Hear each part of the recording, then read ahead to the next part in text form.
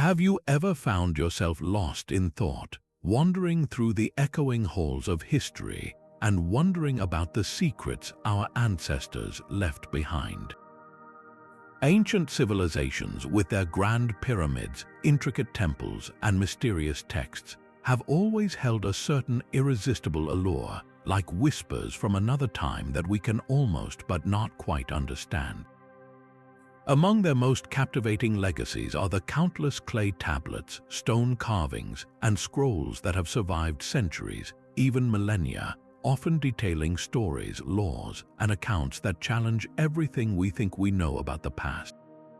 And yet, some of these ancient records go even further, describing beings and entities so extraordinary, so utterly baffling, that they continue to stump historians, archaeologists, and curious minds around the world to this very day.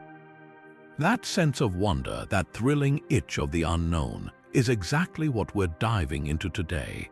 We're setting out on a journey across time and space, exploring 30 of the most mysterious beings ever described in ancient tablets, figures and creatures documented in crumbling clay, etched in stone, or inked onto fragile papyrus, each one more puzzling than the last. From winged guardians mentioned in Babylonian epic poetry to hybrid entities detailed in Sumerian administrative records, from spectral figures in Hittite rituals to supernatural beings in Egyptian funerary texts, these aren't just dry entries from a forgotten archive. They are glimpses into the minds of people who saw the world very differently than we do, who blended myth and reality in ways that still spark debate, excitement, and sometimes even a little bit of healthy skepticism. What's truly fascinating is how these descriptions persist across cultures and continents, often sharing surprising similarities that make you wonder, were our ancestors imagining things, or were they documenting something real, something beyond our current understanding? This isn't just about listing strange creatures, it's about unraveling a deeper human story, one filled with curiosity, awe, and the timeless desire to explain the unexplained. So settle in, open your mind, and get ready to explore some of history's most mesmerizing enigmas. Whether you're a history enthusiast, a lover of mysteries, or simply someone who enjoys a good tale, you're in for a journey that just might change how you see the ancient world, and perhaps even the world today. Our journey begins in the Fertile Crescent of ancient Mesopotamia, the cradle of civilization itself, where some of the earliest and most profound mysteries were first pressed into wet clay. Among the most revered and puzzling figures recorded in these early texts are the Apkallu. These were not mere mythical creatures. They were 7 divine sages, sent from the heavens before the Great Flood to bestow the very foundations of civilization upon a fledgling humanity. Imagine the scene, a world still raw and new, and from the waters of the Persian Gulf, or perhaps from the sacred Abzu, the underground ocean of fresh water, they emerged. Cuneiform tablets from libraries like that of the Assyrian king Ashurbanipal describe them not as entirely human, but as beings with a striking hybrid appearance. They are often depicted with the body of a man but the head of a fish, or sometimes cloaked in the skin of a fish, making them instantly recognizable and utterly alien to our modern eyes. Their origin story is deeply tied to the god of wisdom and fresh water, E, known as Enki to the Sumerians. It was E who sent these sages, these Apkallu, to humanity as his emissaries. Their mission was nothing short of monumental. They were the ultimate teachers, imparting the sacred knowledge of writing, mathematics, law, agriculture, architecture, and all the arts that would lift humanity from a state of nature into one of culture and society. They didn't just teach people how to build huts, they instructed them in erecting magnificent ziggurats and temples. They provided the divine blueprint for cities, established the codes of justice, and introduced the rituals that would define Mesopotamian religious life for millennia. In essence, they were the bridge between the divine and the mortal, the original professors of every science and art. This was not a hidden knowledge, but one proudly displayed and celebrated. Their images are carved into stone reliefs and etched onto cylinder seals, often shown alongside the sacred tree of life, confirming their role as guardians of cosmic order and stability. They are frequently shown in a ritual known as the Mispai, or mouth-washing ceremony, where they are depicted as purifying and consecrating statues of kings and gods, imbuing them with divine essence. This shows they weren't just figures of a distant past. Their presence was invoked for centuries as a source of legitimacy and sacred power for rulers. The belief was so ingrained that Assyrian kings would boast of having wisdom from the time before the flood, a direct lineage back to the Apkallu, to solidify their right to rule and their connection to the divine. What's truly captivating is the duality of their nature. They are these wondrous bringers of culture, yet their fish-like form connects them directly to the deep, primeval waters, a source of both life and chaos in Mesopotamian mythology. This imagery suggests that all civilization, all order and knowledge ultimately springs from a mysterious, ancient, and potentially chaotic source. Their story forces us to ask a profound question. Were the Apkallu purely mythological symbols, a way for ancient people to explain the sudden, brilliant leap of human innovation? Or do these persistent and detailed descriptions across different city-states and centuries hint at a deeper, more enigmatic truth lost to the sands of time? They remain a powerful testament to humanity's eternal quest to understand where we came from and who or what might have given us our first helping hand. Leaving behind the watery depths and the fish-cloaked sages of Mesopotamian myth, we find ourselves standing before another, even more awe-inspiring figure that guarded the gates of an empire. If the Apkallu were the wise teachers of civilization, then the Lamassu were its mighty stone sentinel protectors. These colossal beings, carved from a single block of alabaster or limestone, were the first and last impression for any visitor approaching an Assyrian royal palace or a sacred city gate. Imagine a creature of breathtaking scale and impossible anatomy, the powerful, muscular body of a bull or a lion, the majestic wings of a great eagle, and the bearded, crowned head of a human king, its face etched with an expression of serene and imposing authority. Their design was not merely for artistic grandeur, it was a masterclass in symbolic power and spiritual engineering. Each element of the Lamassu was a carefully chosen piece of a divine puzzle. The bull's body represented immense strength and steadfast stability. The lion embodied ferocious courage and royal power. The wings signified the celestial nature and speed of the protective spirits, and the human head conveyed intelligence, divine authority, and a connection to the ruling king. From the front, the Lamassu appears to stand at attention, a vigilant guardian. But from the side, it is captured in a purposeful stride, a powerful optical illusion that made it seem as if this colossal being was always moving, always watchful, capable of stepping out of its stone form to defend the realm at a moment's notice. Their primary role, as detailed in the foundation inscriptions and annals of kings like Sargon II and Ashurnasirpal, was to serve as apotropaic guardians. This meant they were specifically designed and ritually activated to ward off evil, both spiritual and earthly. They were placed at every major threshold, the liminal spaces between the safe, ordered interior of the palace or city and the chaotic, dangerous outside world. They weren't just decorative statues, they were believed to be infused with a protective spirit. Cuneiform texts often include phrases calling upon protective deities to stand at my side and drive out the evil ones, and the Lamassu were the physical manifestation of that plea. They were the divine bouncers of the ancient world, tasked with repelling malevolent demons, ill fortune, and even enemy armies simply through their formidable presence.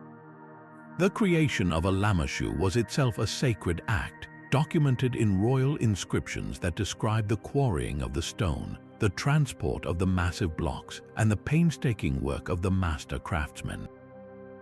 These inscriptions make it clear that the king saw the erection of these figures as a fundamental part of his duty to protect his people and please the gods. The act of passing between a pair of Lamassu was thought to purify the individual, leaving any evil influence or ill intent behind before they entered the sacred or royal space. This belief in their active protective power is what makes the eventual destruction of their palaces by invaders so poignant. The smashing of a Lamassu's face was not just an act of vandalism, but a deliberate, symbolic act of breaking the spiritual and political power of the state it guarded. Even in their often ruined state today, in museums around the world, the Lamassu retain their aura of majestic power. They stand as a testament to the Assyrian genius for combining art, architecture, religion, and politics into a single, overwhelming statement of divine right and imperial control. They make us wonder about the nature of protection and symbolism, how a culture can pour its deepest fears and highest hopes into a physical form, creating a guardian that is as much a part of the spiritual landscape as it is of the physical one. But the ancient world's fascination with otherworldly servants was not confined to majestic stone guardians at city gates. Deep within the dark, sacred tombs of Egypt, an entirely different kind of mystical helper was being prepared, one not meant to intimidate enemies but to provide eternal comfort and leisure. These were the Ushabti figures, small, intricate statuettes that held a promise so profound it shaped burial practices for centuries. Imagine the Egyptian concept of the afterlife, known as the Field of Reeds. It was a perfect, idealized mirror of life on the banks of the Nile, a paradise of abundant crops and peaceful existence. Yet this paradise came with a catch. Even in the hereafter, the gods could call upon the deceased to perform manual labor, like tilling fields or clearing irrigation canals. For a noble or a pharaoh who had never lifted anything heavier than a scepter, the prospect of an eternity of toil was a horrifying thought. The Ushabti was the ingenious, magical solution to this problem. Crafted from materials ranging from humble painted wood and glazed faience to precious bronze and even solid stone for the wealthiest individuals, these figurines were more than mere grave goods. They were a workforce in miniature, each one inscribed with a specific spell, most often Chapter 6 from the Egyptian Book of the Dead. The spell itself is a direct command, a magical contract that gives the Ushabti its purpose. It reads, in essence, O Ushabti, if I am called upon, if I am tasked to do any work that is to be done in the afterlife, indeed, you are assigned to it. You must say, I will do it, here I am. You must irrigate the fields, flood the banks, and transport the sand from east to west. This wasn't a request, it was a potent instruction embedded into the very form of the object. The name Ushabti itself likely means the answerer, literally the one who responds to the call of duty. The sheer number placed in a single tomb speaks volumes about the anxiety surrounding this divine summons.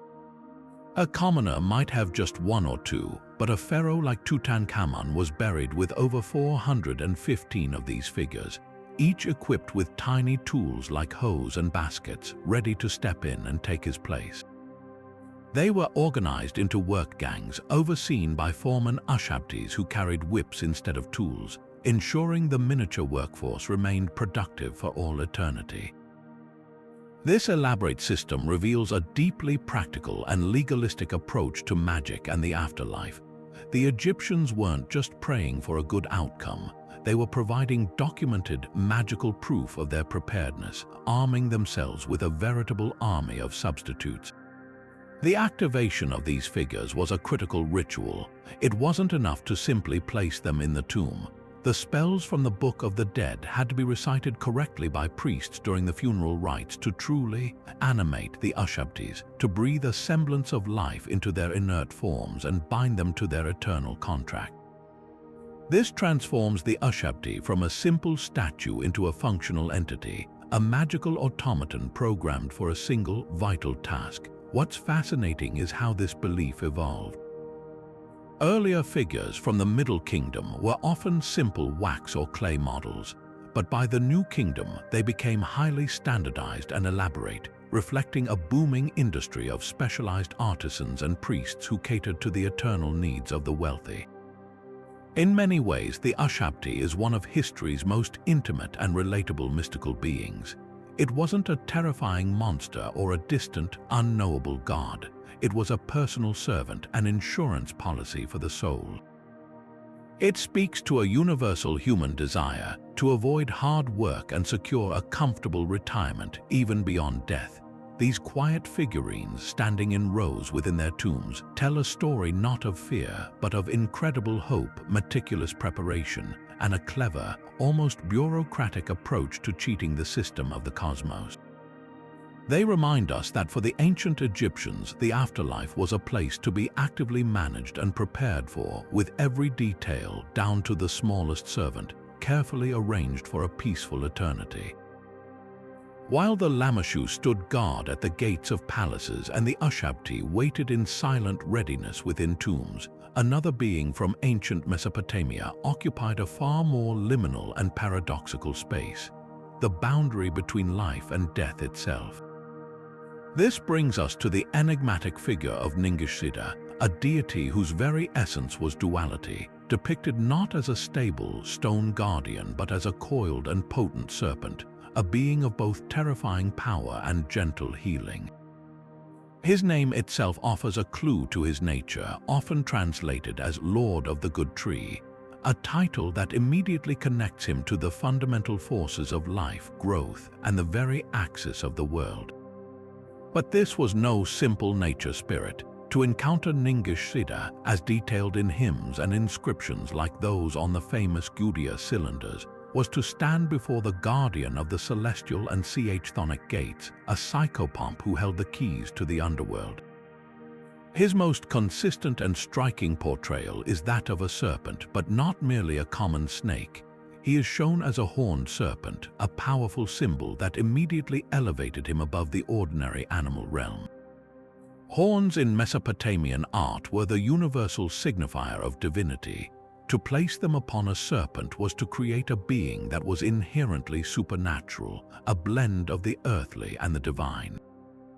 In some depictions, this form evolves further into a mesmerizing hybrid known as a Mushassu, a serpent dragon with the forelegs of a lion, the hind legs of a bird of prey, and a sinuous, scaled body. This fearsome appearance was perfectly suited to his primary role, the chief guardian of the throne of the Anunnaki, the great gods of the underworld. He was the terrifying sentinel one had to pass to enter the realm of the dead, a figure who could deny passage or welcome the soul forward. Yet this fearsome gatekeeper held another, seemingly contradictory aspect. Ningishzida was also a god of healing and fertility. He was intimately associated with the sap that rises in plants, the miraculous force that brings dead-looking vines back to life each spring. This connection made him a deity invoked for medical cures and agricultural abundance. This duality makes profound sense when you consider the cyclical nature of life and death that ancient peoples observed every day.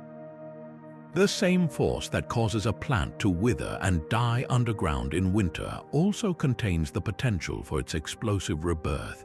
Ningishzida embodied that entire cycle. He was the guardian of the door through which life passed into death, and therefore, by necessity, he also held the secret to renewal and return.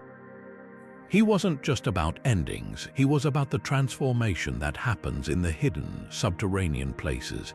This complex role is beautifully illustrated in the myth of Adapa, found on tablets from Amarna. In the story, Adapa, a sage blessed with great wisdom by his father, the god E, is summoned to heaven after breaking the wing of the south wind. E warns him that he will be offered the food and water of death, which he must refuse. But the god Anu, impressed by Adapa, instead offers him the food and water of life, which would grant him immortality. Adapa, following his father's tricky advice, refuses it and is thus condemned to mortality. And who is one of the two deities standing at the threshold of Anu's heaven to greet him? It is Ningishzida. His presence at this pivotal moment is crucial. He is the gatekeeper not only of the gloomy underworld but also of the divine, life-giving realm of heaven. He stands at the ultimate crossroads, a witness to the tragic moment humanity lost its chance at eternal life, forever cementing his role as the Lord of all thresholds and transitions. The personal devotion to this god is perhaps best captured by the Sumerian ruler Gudea of Lagash. In the inscriptions on his sacred cylinders, Gudea describes a powerful dream in which a figure appearing as a man reaching from the ground to the heavens, a being later revealed to be Ningishzida, visits him. The deity instructs Gudea to build a magnificent temple, the Ninu, for the city's chief god Ningirsu. This divine vision, mediated by Ningishzida, was the direct impetus for one of the most significant building projects of its time. For Gudea, Ningishzida was not a distant, fearsome monster but a personal intercessor, a communicator of divine will who connected the human ruler to the higher gods. Gudea even honored him as his personal protector, calling him "my god," and depicting the serpent deity on his royal cylinder seal, a symbol of his divine right to rule granted by this powerful, ambiguous entity. Rituals involving Ningishzida were likely deeply mystical, centered on themes of passage, healing, and communication with the unseen world. While specific incantations are lost, his association with both the underworld and vegetation suggests ceremonies that may have involved offerings at dawn or dusk times of transition, or the use of specific plants believed to hold his essence. As a mediator between the realms of the living and the dead, priests might have invoked him during funerary rites to ensure the safe passage of the soul, or by healers seeking his knowledge of regenerative, life-giving forces to cure the sick. He represents a profound, ancient understanding that true power often lies in the spaces between, in the beings who are not easily categorized, who hold the secrets of both the darkness and the light. Now, as we journey westward from the river valleys of Mesopotamia and the Nile, crossing the sparkling Aegean Sea, we arrive at the vibrant, palace-centered world of the Minoans and Mycenaeans. Here, in a culture famous for its bull-leaping acrobats and labyrinthine complexes, we encounter a being of a different kind of power, one not inscribed as a god or a sage, but as a magnificent and fearsome hybrid, the legendary griffin. This creature, with the powerful, muscular body of a lion and the keen, commanding head and wings of a mighty eagle, is a breathtaking fusion of the undisputed king of the land and the supreme ruler of the skies. It appears in stunning detail on vibrant frescoes that once adorned the walls of Knossos and is tantalizingly mentioned in the administrative records of the Mycenaeans, pressed into clay tablets in the enigmatic script known as Linear B. The visual impact of the Minoan griffin is immediate and awe-inspiring. In the famous throne room of the Palace of Knossos, they are painted in brilliant shades of red, white, and blue, their bodies coiled with muscular tension, their great wings swept back as if ready to take flight.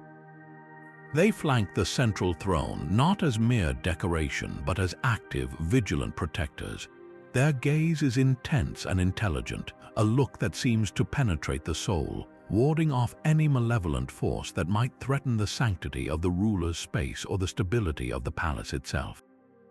This role as a divine guardian is echoed in magnificent gold artifacts, like the intricately carved griffins on the famous Vafio cups, where they are shown in scenes of incredible dynamism, sometimes subduing bulls or other powerful animals.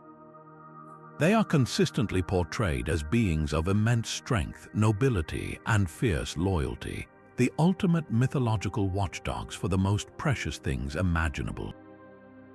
This concept of protection extends beyond the physical palace to the protection of treasure in a more abstract sense. In later Greek myths, which likely drew from these much older Aegean traditions, griffins are famously the guardians of gold, particularly the vast deposits found in the remote, mysterious north. The ancient historian Herodotus would later write about the Arimaspians, a one-eyed people who constantly battled griffins for this gold. This persistent idea of the griffin as a horde protector makes perfect sense when you break down its symbolic parts. The lion has always been a universal symbol of earthly power, courage, and ferocious strength, while the eagle represents divine perspective, speed, and a connection to the celestial realms. By combining them, you create a being that is the perfect guardian.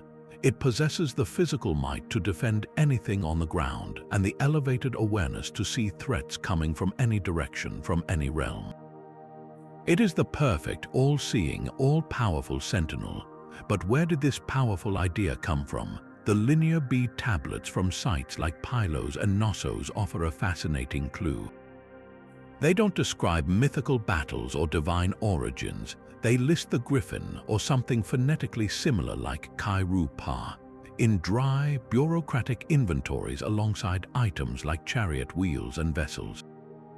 This suggests that to the Mycenaean palace administrators, the griffin was a recognized symbol, perhaps even a standard emblem on specific objects, maybe on a particular type of cauldron, a shield, or a piece of furniture that was important enough to be catalogued by the central authority.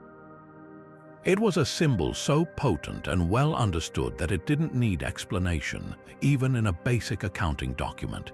This points to the griffin being deeply embedded in the cultural and possibly religious fabric of the Aegean Bronze Age, a symbol of power that transcended simple myth and entered the realm of state iconography. This leads to one of the most compelling questions about the griffin. Could this magnificent beast have been inspired by a real animal? Some scholars have proposed a fascinating connection to the fossils of Protoceratops, a dinosaur whose remains are scattered across the gold-rich sands of the Gobi Desert.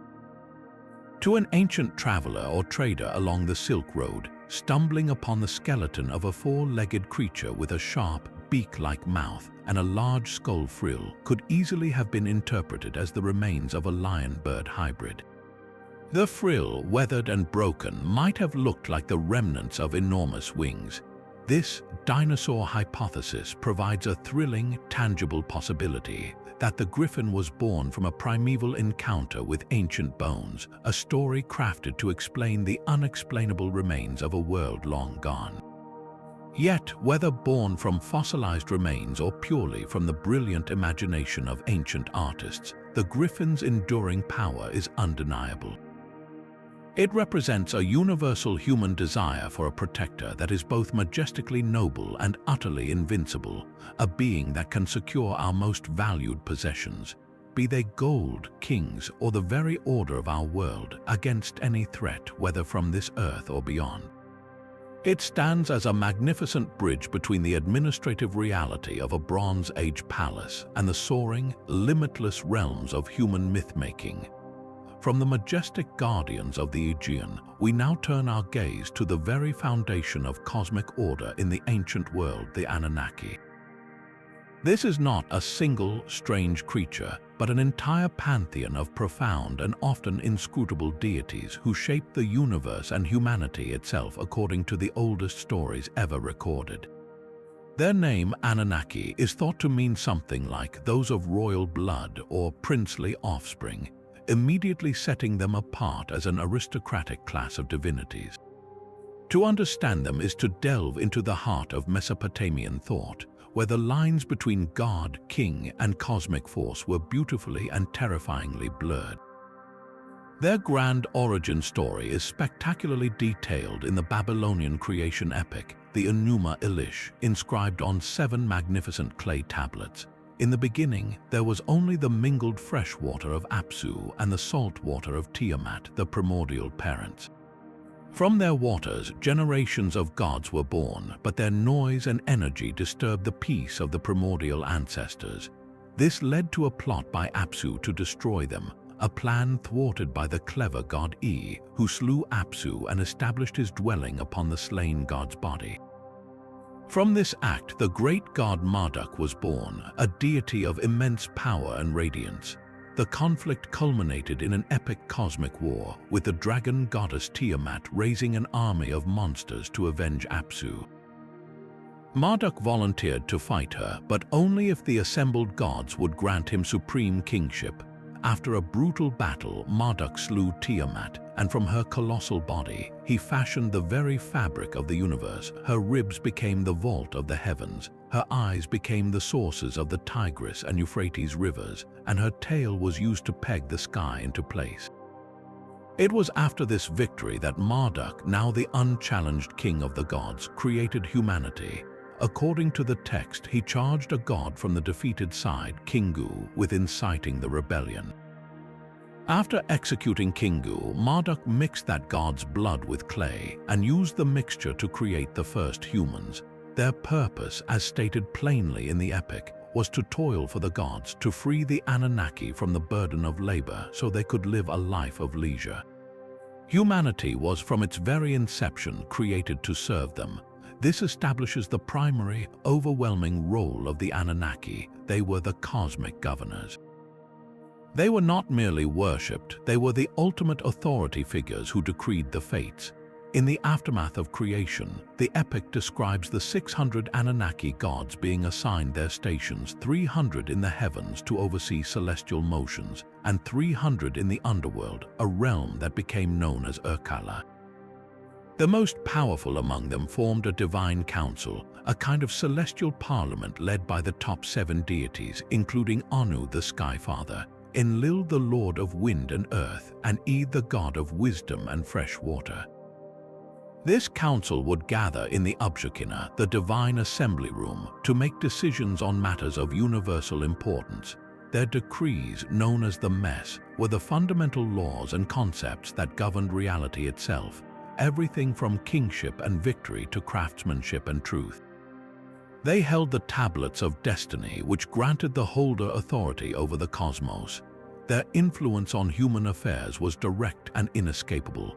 Ancient Sumerian and Akkadian kings derived their entire legitimacy from the Anunnaki. It was believed that the gods selected the ruler, a concept known as Nam-Lugul, or kingship. Inscriptions are filled with phrases like, "by the decree of Enlil," asserting that the king's power was merely an extension of the divine will. The gods were thought to be intimately involved in the outcomes of wars, the success of harvests, and the rise and fall of dynasties. They communicated their will through omens, the flight patterns of birds, the entrails of sacrificed sheep, or unusual celestial events, which required a vast and sophisticated class of priests to interpret. A negative omen could halt a military campaign or depose a king, demonstrating that the Anunnaki's rule was an active, daily force in the political and social life of Mesopotamia. This leads us to one of the most controversial and fascinating modern interpretations of the Anunnaki, the ancient astronaut theory, popularized by authors like Zecharia Sitchin in the 20th century. This theory proposes that the Anunnaki were not mythological gods but literal extraterrestrial beings from a planet called Nibiru. According to this interpretation, they came to Earth hundreds of thousands of years ago in search of gold to repair their planet's atmosphere. Needing laborers for their mines, they genetically engineered Homo sapiens by splicing their own DNA with that of early hominids, thus creating a slave species. Proponents of this theory point to the detailed and seemingly technical descriptions in the texts. The Epic of Atrahasis describes the creation of humans in a way that some argue resembles a biogenetic procedure, and references to the gods traveling in fiery chariots or wearing Lamassu or radiant dread are reinterpreted as descriptions of advanced technology and spacecraft. While mainstream academia overwhelmingly dismisses this theory as a modern misreading of metaphor and allegory, its persistence speaks to the power of the original texts. The stories of the Anunnaki are so vivid, so charged with a sense of real, powerful beings intervening directly in human evolution, that they naturally spark the imagination.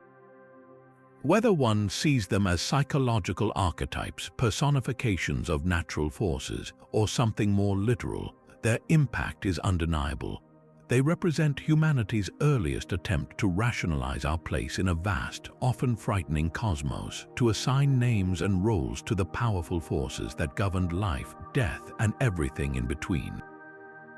They are the ultimate mystery, a complex, hierarchical, and sometimes capricious family of gods who created us, ruled us, and left their indelible mark pressed into the clay of history, forever challenging us to decipher their true nature. Leaving behind the cosmic council of the Anunnaki, we come face to face with a being carved not just from myth, but from the very bedrock of the earth itself.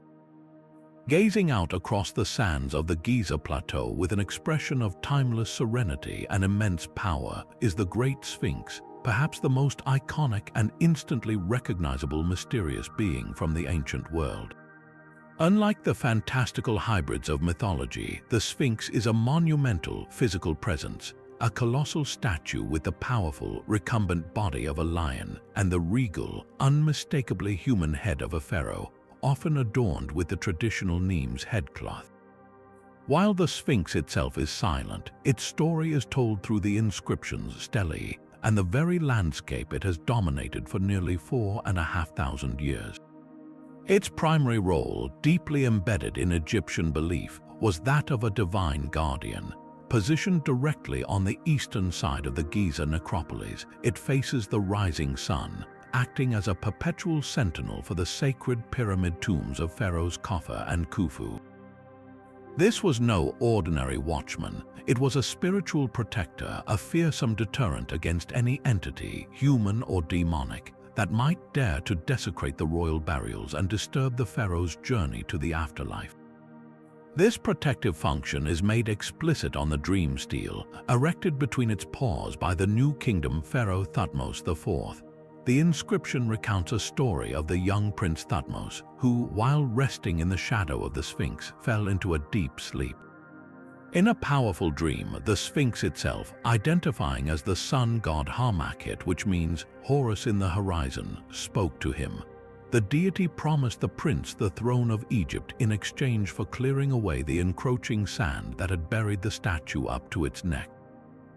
Thutmose fulfilled this divine request and, upon becoming pharaoh, commemorated the event with the stele, solidifying the Sphinx's identity not as a mere statue but as an active, speaking deity capable of influencing human destiny and legitimizing royal power. This connection to the sun god is the key to understanding the Sphinx's deeper symbolic meaning. The lion's body was a potent solar symbol in ancient Egypt, representing strength and power, but also the sun's journey, as the sun was believed to be born in the east and die in the west each day. The human head, typically believed to be a likeness of the pharaoh Khafre, fused the king's intelligence and divine authority with the lion's raw, earthly power.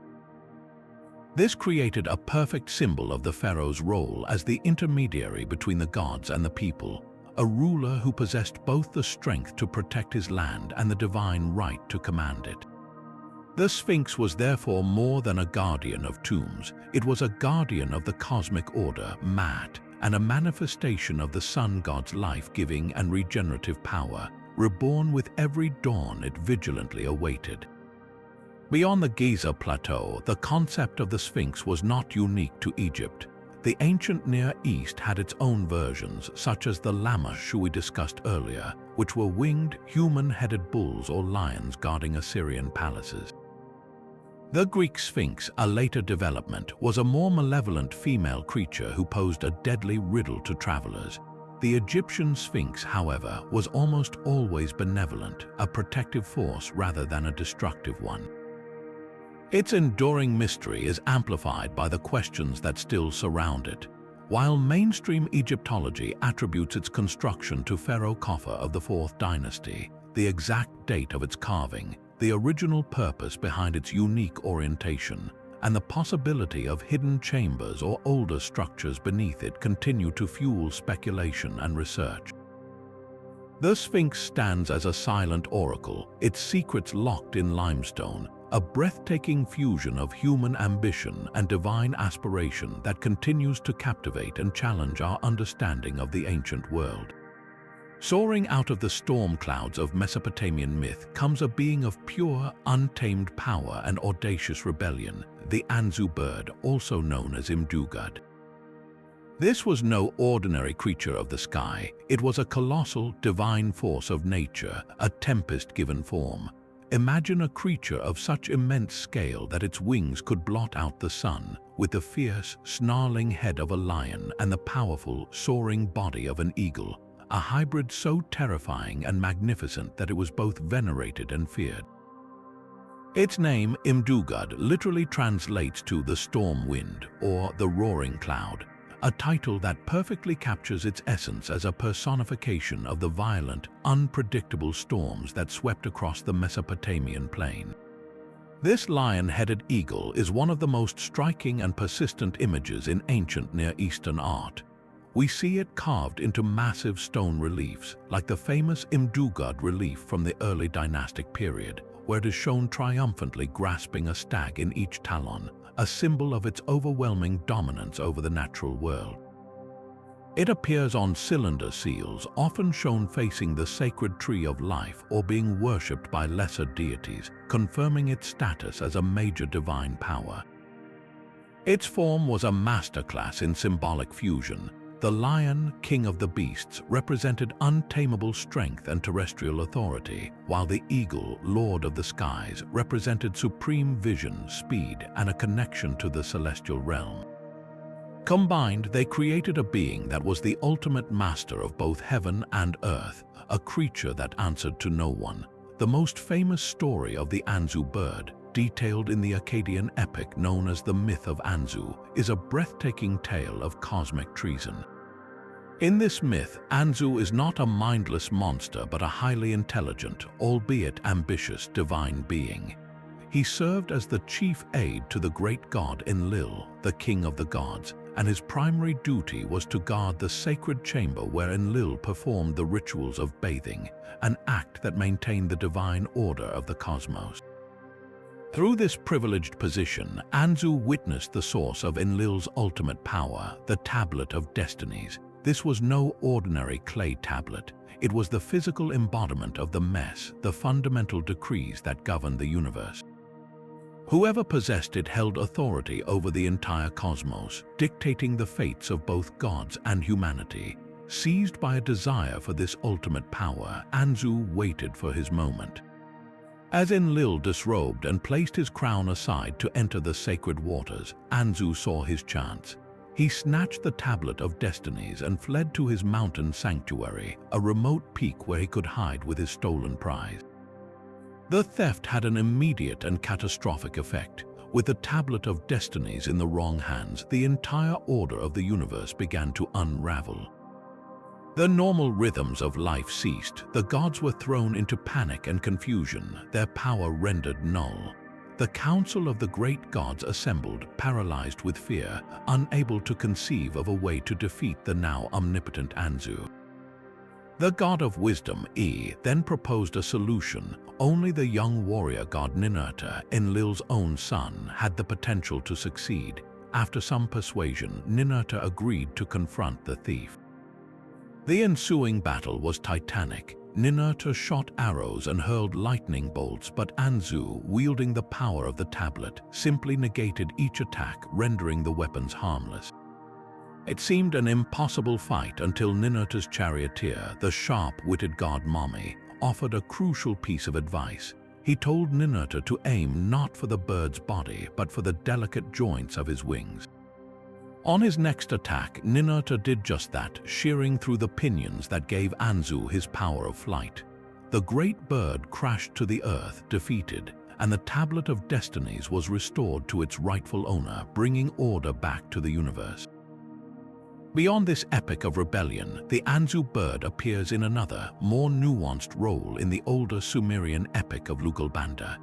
Here, Lugalbanda, a hero and the father of the legendary Gilgamesh, is lost and starving in the remote Zagros mountains. He comes across a giant chick, the offspring of the Anzu bird, in its nest. Instead of harming it, Lugalbanda cares for the young bird, adorning its nest with gifts and offerings. When the parent birds return, they are so pleased with this kindness that the great Anzu itself bestows upon Lugalbanda the gift of incredible speed, the ability to run without tiring, which ultimately allows him to rejoin his army and achieve greatness. This story reveals the dual nature of the Anzu. It was not merely a chaotic villain. It was a being of immense power that could be either a destructive enemy or a powerful benefactor, depending on how it was approached. It represented the untamed, wild forces of nature that could bring either devastation or great blessing, a force that demanded respect and caution. The significance of the Anzu bird in Mesopotamian religion is profound. It was the ultimate symbol of challenges to divine authority, of the chaos that always threatens to overwhelm established order. Its story served as a powerful metaphor for the constant struggle between the forces of civilization, represented by the gods in their cities, and the unpredictable, dangerous power of the wild, represented by the mountain-dwelling Anzu. Rituals and amulets bearing the image of the lion-headed eagle were used for protection, harnessing the creature's formidable essence to ward off evil.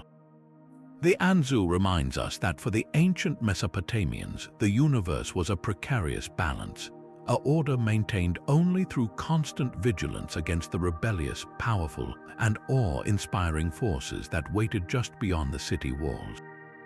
While the Lamassu stood as monumental guardians at the gates of empires, their protective power was not reserved solely for kings and palaces. In the more intimate spaces of Assyrian and Babylonian life, from the bedchambers of royalty to the modest homes of common citizens, another being offered its watchful gaze, the Shedu. These benevolent spirits, often sharing the same hybrid form of a winged bull or lion with a human head, were the personal, portable version of divine protection, a magical shield against the unseen dangers that lurked in the shadows of daily life. If the Lamassu was the imperial guard for the state, the Shedu was the personal bodyguard for the soul. Their physical form, while similar to the colossal Lamassu, was often rendered on a much smaller, more accessible scale. Instead of being carved from towering blocks of stone, Shedu were frequently depicted on amulets, seals, and small clay figurines that could be worn on the body or buried at the thresholds of homes. Cuneiform inscriptions from magical texts, like the Nambabai rituals designed to avert evil, explicitly call upon the Shedu for protection. They are described as Ra-Macron Bi letter 1, E63U watcher spirits who stand by an individual to deflect the malevolent forces of demons, ill fortune, and disease. A typical incantation might plead, "May the good Shedu and the good Lamassu stand at my right and my left," highlighting how these spirits worked in tandem, one for monumental, public safeguarding and the other for personal, private defense. This protective function was deeply embedded in the domestic sphere. Archaeological excavations have uncovered small, crudely fashioned clay figurines of Shedu buried under the floors of houses, particularly near doorways and under beds.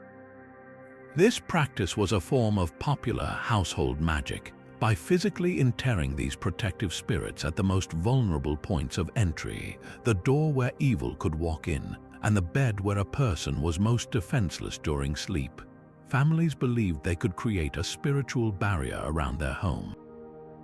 These weren't commissioned by the king, they were made by everyday people, a testament to a widespread and deeply held belief in the need for constant, vigilant protection from the supernatural. The use of Shedu, however, was certainly not limited to the common populace. Kings, too, invoked their power on a personal level. Royal inscriptions and palace reliefs often show the monarch accompanied by a small, winged genie figure, which scholars identify as a Shedu, hovering just behind his shoulder or above his head. In these contexts, the Shedu is not just a protector from demons, but a guardian of the king's divine destiny and personal health, ensuring his vitality and the legitimacy of his rule. They were the invisible, ever-present agents of the gods, assigned to ensure that the chosen ruler remained safe from both spiritual corruption and physical harm, thus maintaining the stability of the entire kingdom through the well-being of its one leader. The magical properties of the Shedu were activated through ritual and inscription. Simply owning a figurine wasn't enough, it had to be consecrated.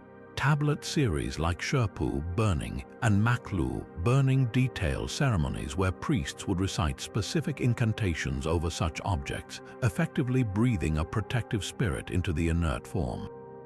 The inscriptions on amulets often contained direct appeals to specific gods like E or Marduk, asking them to set a benevolent schedule at my side. This process transformed the object from a simple piece of clay or stone into a vessel for a powerful, active spiritual entity. The enduring belief in these protective spirits reveals a universal human anxiety about the unseen world and a profound desire for safety, a need that transcended social class from the mightiest king in his palace to the simplest family in their mud brick home, all seeking a watchful, winged guardian to stand between them and the darkness. Shifting our focus south to the sun-baked sands of pre-dynastic Egypt, we encounter a being so strangely elegant and uniquely bizarre that it stands apart even in a landscape filled with divine animal hybrids. This is the Serpopod, a creature that seems to defy simple categorization, a seamless and mesmerizing fusion of the serpent and the great cat. Its form is unmistakable. The powerful, spotted body of a leopard, built for stealth and strength, is crowned by an impossibly long, undulating neck that terminates in a serene, almost delicate leopard-like head. This is not the monstrous chimera of a nightmare, but a creature of graceful, sinuous power, captured for eternity on some of the most significant artifacts from the dawn of Egyptian civilization. Our primary window into the world of the Serpopod is the famous Nama palette, a carved slate slab that many Egyptologists believe commemorates the unification of Upper and Lower Egypt under the first pharaoh, Nama, around 3100 BC. See, on both sides of this ceremonial object, the long, intertwined necks of two Serpopods are held in check by attendants, forming the central circular depression that would have been used for grinding ceremonial eye paint. This is not a casual depiction. It is front and center on an object that arguably marks the very birth of the Egyptian state. The image is repeated on the equally important two-dog palette, reinforcing that this was a potent and recognized symbol at this formative time. The way their necks are entwined and looped creates a powerful symbol of control and binding, suggesting these wild, chaotic forces are being brought under the dominion of the newly crowned king and the order he represents. The symbolic meaning of the Serpopod is rich with possibility, a blend of its two constituent animals. The leopard was an ancient symbol of power, ferocity, and royalty, its spotted coat likely worn by early chieftains and priests. The serpent, on the other hand, was a profoundly complex symbol representing both the life-giving waters of the Nile and the ever-present threat of chaos, known as Isfet. By combining them, the Serpopod becomes a being that embodies the chaotic, untamed power of the wild, the desert that constantly threatened the narrow strip of fertile, ordered land along the Nile, but a power that is now being mastered. The fact that their necks are held by human figures on the palettes is a powerful political statement. The pharaoh, through his divine right, can control and harness these primal forces for the benefit of the new, unified kingdom. This imagery of binding or controlling chaotic animals is a recurring theme in early Egyptian iconography, a visual metaphor for the pharaoh's primary duty, to maintain mat or cosmic order against the constant encroachment of chaos. The Serpopod, in this sense, is not merely a mythical beast but a representation of the very forces of disorder that the king must subdue to protect his people and ensure the Nile's annual flood and the fertility of the land. It is the embodiment of the dangerous yet necessary wild, the power that exists beyond the borders of the village and the field, which must be acknowledged and ritually controlled to keep civilization safe. A compelling theory about its origin points to cultural exchange with neighboring Mesopotamia. In the art of early Sumer, we find strikingly similar creatures on cylinder seals, long-necked felines often being controlled by master of animals figures. This has led some scholars to suggest that the Serpopod motif was not a purely Egyptian invention but an artistic idea that traveled along early trade routes, perhaps from the Tigris and Euphrates valleys to the Nile. The Egyptians, however, would have adapted and reinterpreted this foreign symbol, infusing it with their own meanings and context, weaving it into their own emerging narrative of kingship and order. This theory highlights the interconnectedness of ancient cultures, even at their very dawn, sharing and reshaping powerful symbols. Yet, as with so many beings from this distant era, the Serpopod vanishes from the Egyptian artistic record almost as suddenly as it appears. After the early dynastic period, this specific, elegant hybrid is largely absent. Its role seems to have been absorbed or replaced by other, more defined protective deities. Some of its essence may live on in the great guardian serpents like Mehen, who protected the sun god Ra during his nightly journey through the underworld, or in the general reverence for felines that would later culminate in the worship of the goddess Bastet. The Serpopod remains a beautiful and enigmatic snapshot of a world in transition, a glimpse into the mind of a civilization just beginning to codify its relationship with the divine and the chaotic, using powerful, hybrid symbols to make sense of a universe filled with both tremendous danger and incredible promise. If the Anzu bird represented the untamed chaos of the storm, and the Shedu offered personal protection from unseen evils, then the Girtablilu represents something far more primordial and terrifying, the absolute, unforgiving boundary between the world of the living and the realm of the divine. These were the scorpion men, fearsome hybrids described in Akkadian and Sumerian myths as the ultimate celestial gatekeepers. Imagine a creature that stands as tall as the mountains themselves, with the muscular torso, arms, and head of a powerful, bearded warrior, but rising from its waist is the segmented, armored body of a gigantic scorpion, complete with multiple pairs of legs and a deadly, curled tail poised to strike. Their appearance alone was said to be so terrifying that their very gaze could bring death to any mortal who looked upon them without permission. They were not monsters of mindless violence, but disciplined, awe-inspiring sentinels appointed to a duty of cosmic importance. Our most detailed account of the Girtablilu comes from the world's oldest great epic, the story of Gilgamesh.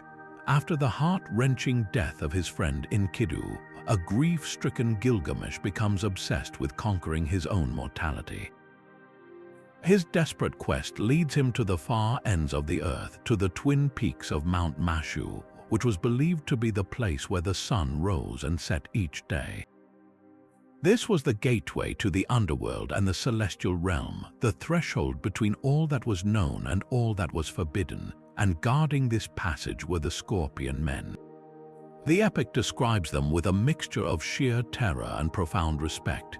Their glory is terrifying, their look is death, and it is only through the sheer force of his own divine lineage and desperate purpose that Gilgamesh is able to approach them without being struck down instantly. He musters his courage, bows his head, and pleads his case. What happens next is one of the most fascinating exchanges in ancient literature. The Scorpion Man, after hearing Gilgamesh's story of loss and his quest for eternal life from the hero Utnapishtim, does not simply stand aside.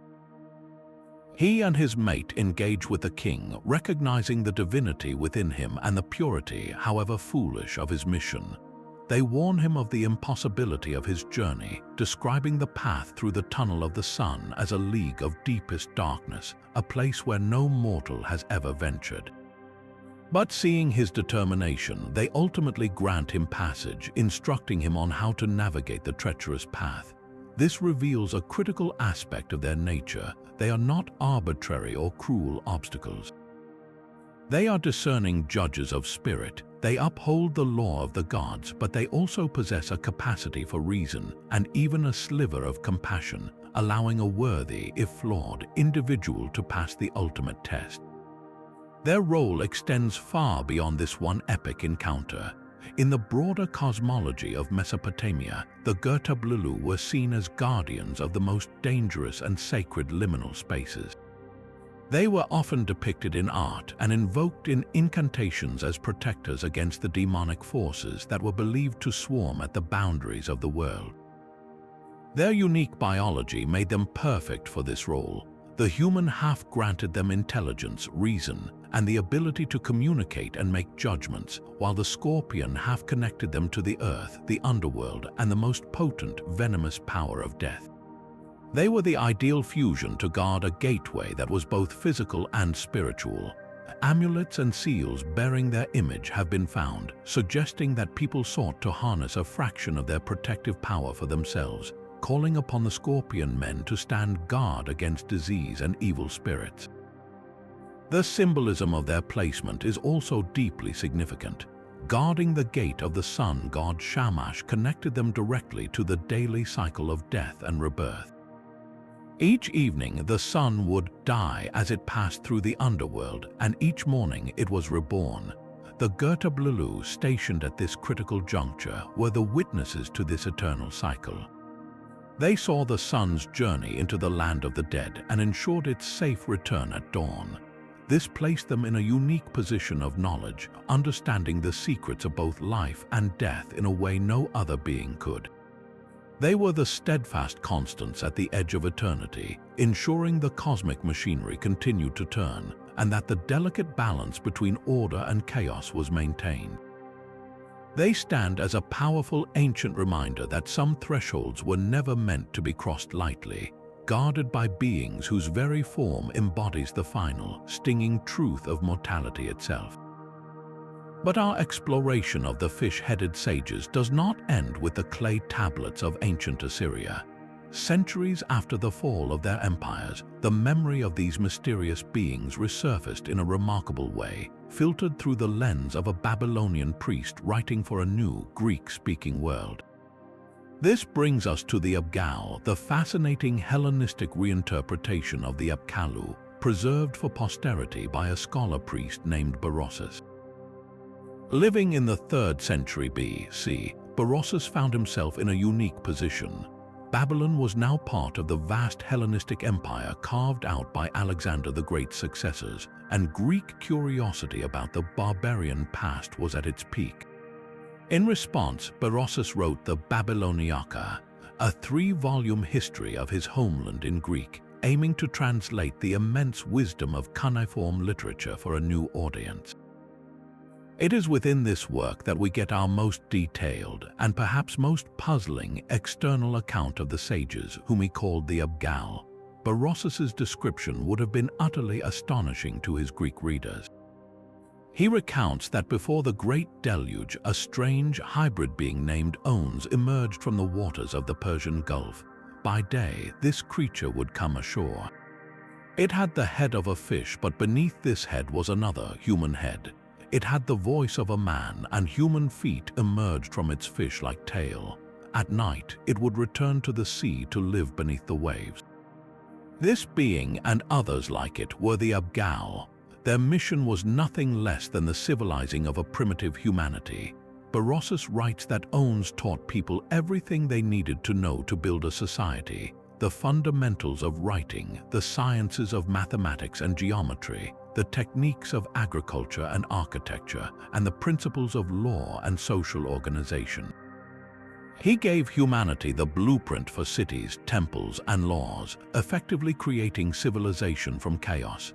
This account is a clear, albeit creatively elaborated, retelling of the Apkallu tradition, but with a new, almost scientific flavor tailored for a Hellenistic audience fascinated by origins and exotic wisdom. A crucial element Berossus adds is the explicit connection between these fish sages and the antediluvian kings. In his history, he provides a precise list of 10 kings who ruled before the flood, each reigning for tens of thousands of years, a timescale that baffled his Greek readers but was standard in Mesopotamian king lists. The key point is that these incredibly long-lived monarchs were contemporaries of the Apkallu. The divine wisdom of Ons and his kind was channeled through these ancient rulers who acted as the intermediaries between the sages and the rest of humanity. This reinforced the idea that true kingship was inherently divine, granted by otherworldly beings who possessed all knowledge. For a Greek world accustomed to their own myths of culture, heroes like Prometheus, the Apkallu presented a far more systematic and ancient version of the same idea, a documented chronological account of divine instruction that predated their own heroes by millennia. The impact of Berossus's work and his description of the Apkallu on the Hellenistic world was profound. Greek intellectuals were both fascinated and skeptical. The historian Alexander Polyhistor summarized and propagated Berossus's work, and while some, like the philosopher Apollonius, dismissed the Apkallu as absurd fictions, others saw a profound, hidden truth. The imagery of the fishman emerging from the sea with divine knowledge tapped into existing Greek philosophical currents about wisdom coming from the ocean, a realm of mystery and the unknown. This cross-cultural pollination led to a fascinating syncretism, where the Apkallu began to blend with Greek ideas about sea deities and wise oceanic prophets. They were no longer purely Mesopotamian figures. They became part of a growing Hellenistic fascination with the ancient wisdom of the East, a supposedly purer, older form of knowledge that predated and perhaps surpassed Greek philosophy. This reinterpretation had a lasting legacy. The bizarre form of Ons, the fishman, captured the imagination of later classical writers and artists. We see echoes of it in the depiction of the Philistine god Dagon and in various marine deities of the Near East. More importantly, Berossus's account became a primary source for classical scholars trying to understand the history of the world. His history, though largely lost, was quoted by later Jewish and Christian writers like Josephus and Eusebius, who were keen to find correlations between the enormous lifespans of the pre-flood kings and the patriarchs in the book of Genesis. In this way, the Apkallu, these strange sages from Babylonian myth, found a new life and a new audience, becoming a crucial piece of evidence in classical and early medieval attempts to reconstruct the most ancient history of humankind. They stand as a powerful testament to the endurance of myth, showing how a culture's most sacred stories can be translated, adapted, and reinvented, finding new meaning and mystery thousands of years after they were first pressed into wet clay. Now, from the scorpion-tailed sentinels at the edge of the world, we venture into the heart of the palace and the home to meet a guardian of a slightly different, yet equally formidable, nature, the Apkallu. This being's name itself is a direct description of its fearsome form, translating from Akkadian as the Lion Man. Imagine not the noble stone Lamassu, but a more dynamic and visceral fusion, the powerful, muscular torso and arms of a human warrior, seamlessly joined to the robust, agile body of a lion, complete with savage claws and a sweeping tail. This is not a creature of distant mountains or cosmic gates. The Apkallu's domain was the intimate, vulnerable space of the bedroom, and its sacred duty was one of very personal protection. We find the Apkallu primarily invoked in a fascinating and deeply personal category of texts known as Nambabai rituals.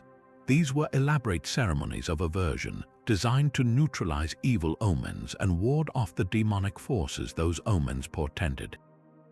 Specific incantation tablets call upon the Apkallu by name, petitioning it to stand guard. Its most crucial and well-documented role was as a protector of the bedchamber, specifically to defend against the attacks of a terrifying class of female demons known as the Lilitu, the ancient forerunners of the later Lilith myth. These entities were believed to prey upon vulnerable sleepers, causing nightmares, illness, and even death. The Apkallu was the prescribed spiritual bodyguard against this nocturnal terror. The logic behind this was a masterful piece of sympathetic magic. The Lilitu demons were often associated with the harsh, untamed desert. They were forces of chaos. The lion, as the king of the wild beasts, was the natural master of that chaotic domain. By invoking a being that was part lion, part intelligent man, the rituals essentially hired the ultimate expert, a creature whose very nature gave it authority over the wild forces the demon represented. It was believed that the mere presence of the Apkallu's spirit would be enough to deter any attacking demon, creating a sacred, safe space for rest and procreation. This protective function is brilliantly illustrated in the art of the Neo-Assyrian Empire. On the magnificent reliefs from the palace of Ashurbanipal at Nineveh, we see the Apkallu in action. In one famous scene depicting a royal lion hunt, the king's ceremonial bed is prominently displayed, and carved into its headboard is a clear image of the Apkallu. This is no mere decoration. It is a direct public declaration that even the mighty king, in his most private and vulnerable state, required the vigilant protection of this hybrid guardian. Its image is also found on smaller, more personal objects like cylinder seals and amulets. People would wear or carry these seals, effectively invoking the Apkallu's power as a portable shield, a constant companion against the unseen dangers of daily life. The act of rolling the seal into clay would imprint the guardian's image, perhaps a way of continually renewing its protective blessing. The Apkallu also occupies a fascinating space in the hierarchy of Mesopotamian hybrid beings.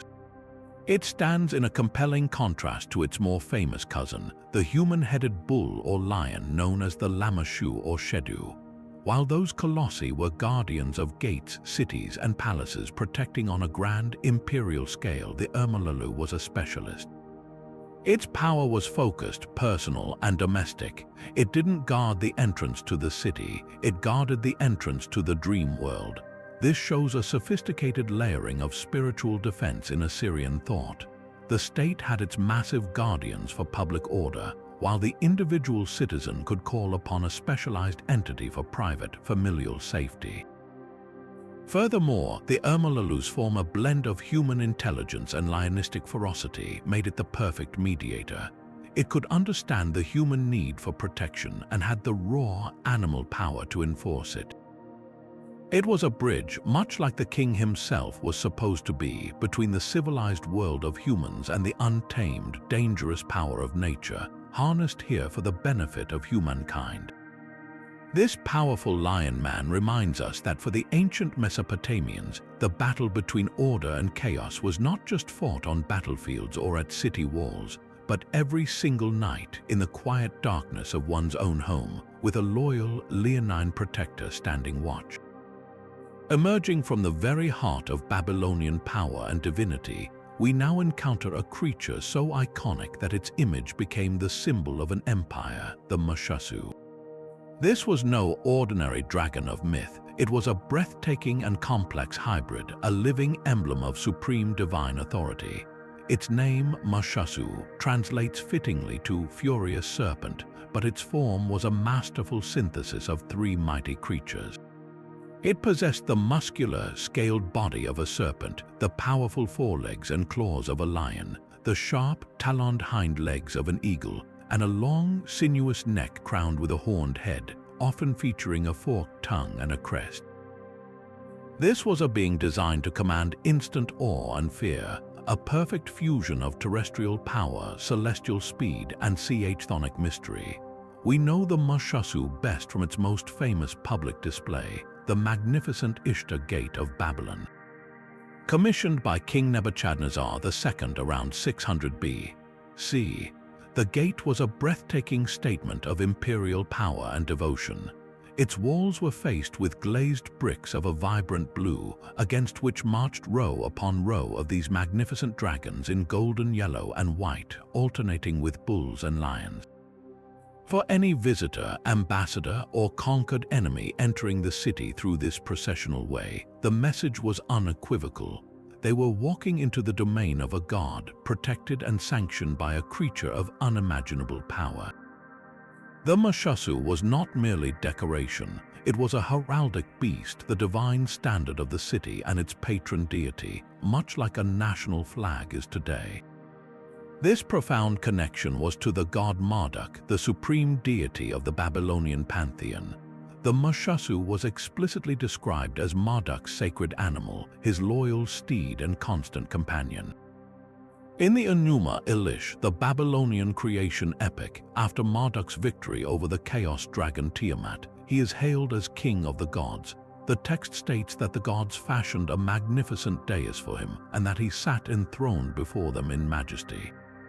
While not directly mentioned in that specific passage, artistic and later textual evidence strongly affirms that the Lamassu was seen as the creature that accompanied him in this triumph, or was gifted to him as a symbol of his new reign. The creature's hybrid nature made it the ideal emblem for Marduk, who himself held dominion over the heavens, the earth, and the underworld. To see the Lamassu was to see a physical manifestation of Marduk's all-encompassing power. Each element of its form was a carefully chosen symbol. The serpentine body connected it to the primordial, subterranean forces of the earth and the waters of the Abzu, the source of all wisdom and magic. The lion's foreparts symbolized raw, kingly strength and courage, the unstoppable force of a ruler. The eagle's hind legs and talons represented a connection to the heavens, speed, and the divine perspective of the gods. The horned head was the ultimate mark of divinity in Mesopotamian art. This was a creature that could operate in every sphere of existence, a guardian for all realms. Beyond its symbolic role, the Lamassu was deeply involved in the most important ritual of the Babylonian year, the Akitu festival. This 12-day New Year celebration was a reenactment of the Enuma Elish, a ritual reaffirmation of Marduk's kingship and the cosmic order. During this festival, cult statues of Marduk and other gods were taken from their temples and paraded through the city and out to a special temple called the Akitu House, located just outside the city walls. It is believed that the processional way, lined with images of the Lamassu, was the very route this divine parade would take. The creatures on the walls were not passive observers. They were active participants in the ritual, their presence serving to protect the gods during their journey and to magically reinforce the ceremony's purpose of renewing the world and securing the king's mandate to rule for another year. The power of the Lamassu extended beyond grand state ceremonies into the realm of personal protection. Smaller representations of the creature on cylinder seals, amulets, and boundary stones known as kuduras were believed to harness its apotropaic power. To have a Lamassu on one's seal was to invoke the direct protection of Marduk himself, a potent defense against demons, illness, and bad luck. Its image on a kuduru, which marked the boundary of royal land grants, was a terrifying divine warranty. To disobey the stone's inscription was to invite the fury of Marduk's own sacred beast. This shows how the Lamassu permeated every level of Babylonian society, from the cosmic drama of creation down to the legal disputes between individuals. What makes the Lamassu's story so compelling is its evolution. It did not spring from nothing. Its lineage can be traced back to earlier Sumerian prototypes, like the Lamassu that was associated with the god Ninazu and later with Ninurta. It was the Babylonians, in their drive to elevate their city god Marduk to the head of the pantheon, who adopted and refined this creature, making it grander and more complex, just as they rewrote the creation epic to feature Marduk as the hero. The Lamassu is a brilliant example of political theology made manifest in art. It was a tool of propaganda, a religious symbol, and a magical guardian all at once. Even after the fall of Babylon, its image endured, influencing the depiction of dragons and hybrid creatures in Persian, Greek, and even later medieval lore. It remains one of history's most successful and enduring symbols, a furious serpent that forever guards the memory of a lost empire's glory. But if the Lamassu was the prescribed guardian against the terrors of the night, then the entity it was most often invoked to repel represents one of the most pervasive and personal fears in the ancient Mesopotamian world, the Alu demon. This was not a grand, cosmic threat like the Anzu bird, but a far more intimate and insidious presence. The Alu were shadowy, malevolent spirits, formless and sinister, described in Akkadian exorcism texts as bringers of suffering that seeped into the very cracks of daily life.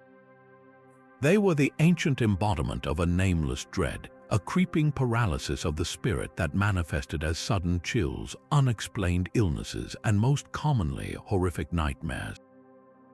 Unlike many of the hybrid beings we've discussed, the Alu had no fixed, majestic form. They were often described as a dark, oppressive shadow or a chilling draft of wind, a presence felt rather than seen. Some texts depict them as vaguely canine or donkey-like, but these are inconsistent descriptors for a being whose true nature was amorphousness itself. They were creatures of utter chaos, defined by their absence of order and their relentless hunger to inflict their own void upon the living. Their origin, according to fragments of mythology, was often tied to the restless dead spirits of those who died violently without proper burial rites or who were left unavenged. These troubled souls could transform into an Alu, returning to the world of the living not as a specific ghost seeking resolution, but as a raw, undirected force of malice. They lurked in the liminal spaces where order broke down, in dark corners, abandoned ruins, and most terrifyingly, in the vulnerability of sleep. The primary weapon of the Alu was the nightmare. Cuneiform tablets detailing diagnostic omens, such as the fascinating series known as Shama Alu, describe the symptoms of an Alu attack with chilling clarity. A victim would awaken suddenly in the dead of night, gripped by an overwhelming sense of pressure on their chest, feeling cold and paralyzed, unable to cry out as a formless terror pressed down upon them.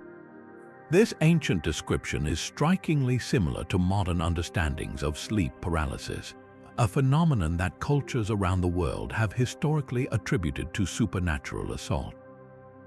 The Mesopotamians believed this experience was a literal spiritual attack, where the Alu would attempt to steal the victim's breath, the very essence of their life force. A successful attack could lead to a lingering wasting disease, a deep melancholy, or even death, as the demon gradually drained the vitality from its helpless prey. To combat this invisible threat, the Ashapu, or exorcist priest, had an entire arsenal of protective magic at his disposal. The defense against an Alu was a multi-layered process, combining physical objects, powerful incantations, and ritual action. Specific spells, known as Nambabai rituals, were designed to avert the evil portended by a nightmare. The priest would create small amulets, often from clay or stone, inscribed with short commands like "Alu demon, do not approach," or by the command of E and Marduk, be gone. These amulets might be shaped like tiny dogs or pigs, animals believed to be effective at driving away such spirits, and they would be buried under the threshold of the home or placed under the sufferer's bed to create a spiritual barrier. The incantations themselves were potent verbal weapons. A typical spell might directly confront the demon, invoking the authority of the great gods to banish it. One such text commands, "Alu demon who sets the hair on end, who constricts the throat." By the command of E, Shamash, and Marduk, may your evil poison be dissipated like smoke. The ritual often involved a form of sympathetic magic. The priest might create a small figurine of the demon out of dough or wax, recite the incantation over it, and then burn it or throw it into a river, physically enacting the destruction of the malignant force. For the average person, having a standardized incantation tablet buried in the foundation of a new house was a common preventative measure, a way to embed permanent protection into the very structure of their home against these formless invaders. The legacy of the Alu demon stretches far beyond the clay tablets of Mesopotamia. This concept of a nocturnal, pressing spirit that causes nightmares and sickness is one of the most enduring ideas in human history. We see its direct influence in the later Jewish tradition of the Aluka, a blood-sucking night monster mentioned in the Book of Proverbs, whose name is linguistically related to Alu. This, in turn, influenced the development of the medieval succubus and incubus of European folklore, demons that were also believed to attack sleepers in the night, often with a more sexualized aspect. The very word nightmare in English finds its root in the Old English mare, a malevolent spirit believed to sit upon the chests of sleepers, a concept that echoes the Mesopotamian description of the Alu's attack across thousands of years and miles.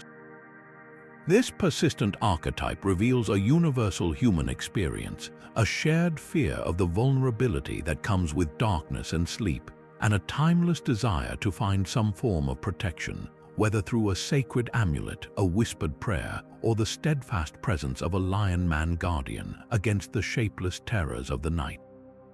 Leaving behind the shadowy oppression of the Allu demon, we travel to the very first moments of creation, to a place of light and primordial waters, where a single, magnificent cry shattered the eternal silence. This is the realm of the Bennu bird, an entity so central to Egyptian thought that it represents the very spark of existence, the first life to emerge from the formless void. Often described as a heron of dazzling plumage, with feathers of fiery red and gold and a call that would define the rhythm of the cosmos, the Bennu was far more than a mythical creature. It was the soul of the sun god Ra and the living embodiment of resurrection itself. Its appearance, while heron-like, was always described with an otherworldly grandeur.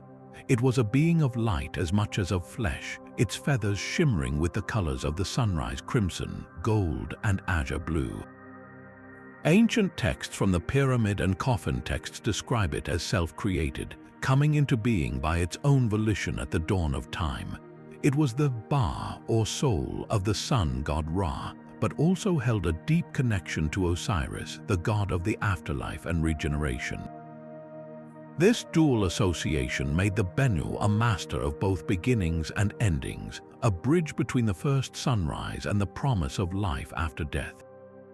The sound of its call was believed to be the first noise ever made, a piercing cry that broke the stillness of Nun, the primordial waters, and set all of creation into motion.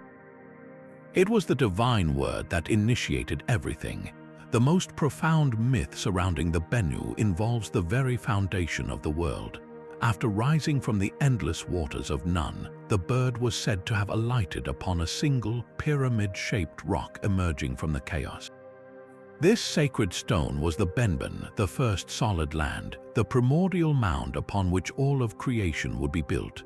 The act of the Bennu landing on the Benben stone was the catalyst. Its presence infused the inert rock with life and order, establishing it as the focal point of the universe. This event was so crucial that the apex capstone of every pyramid and the top of every obelisk in Egypt was called a benbenet, a direct architectural echo of that first sacred stone, a way to connect the pharaoh's tomb or the temple to the moment of creation itself. The great temple of Ra at Heliopolis, which meant City of the Sun, was called the House of the Bennu, and its most sacred relic was believed to be the actual Benben stone, the very spot where time began. This act tied the Bennu inextricably to the cycles of time and the calendar. It was known as the Lord of Jubilees and the Master of Time's reckoning. The Egyptians observed that the heliacal rising of Sirius, the star that heralded the annual Nile flood, coincided with the new year. They saw a parallel in the Bennu's cyclical nature, linking it to this celestial clockwork that governed the life, death, and rebirth of their land. The bird was believed to have a life cycle of incredible length, often connected to the idea of the phoenix, though that name comes from later Greek interpretations. At the end of its vast lifespan, the Bennu would journey to Heliopolis, build a nest of aromatic spices like myrrh and cinnamon, and be consumed by its own flames. From this pyre, a new Bennu would arise, often from an egg or from the ashes, to begin the cycle anew. This wasn't a death, it was a transformation, a perfect symbol of eternal return that mirrored the sun's daily death at sunset and rebirth at dawn, the Nile's annual flood and retreat, and the hoped-for resurrection of every human soul in the afterlife. For the average Egyptian, the Bennu was a powerful symbol of hope. Its story was a divine promise that death was not an end, but a necessary phase before renewal.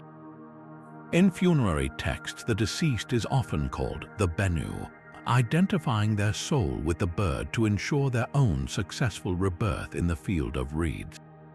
To say, "I am the Bennu," was to claim the power of self-creation and eternal return, to assert one's place in the cosmic cycle of regeneration that the bird governed. It stands as one of the most optimistic and profound concepts to emerge from the ancient world, a creature that is both the first cause and the perpetual promise, a solitary heron whose flight across the primordial waters gave shape to the universe and whose cyclical rebirth offers comfort that from every ending without fail, a new beginning is always waiting to emerge. Yet another powerful hybrid being, one that embodied the raw, generative power of the earth itself, stood guard over the sacred spaces of Mesopotamia.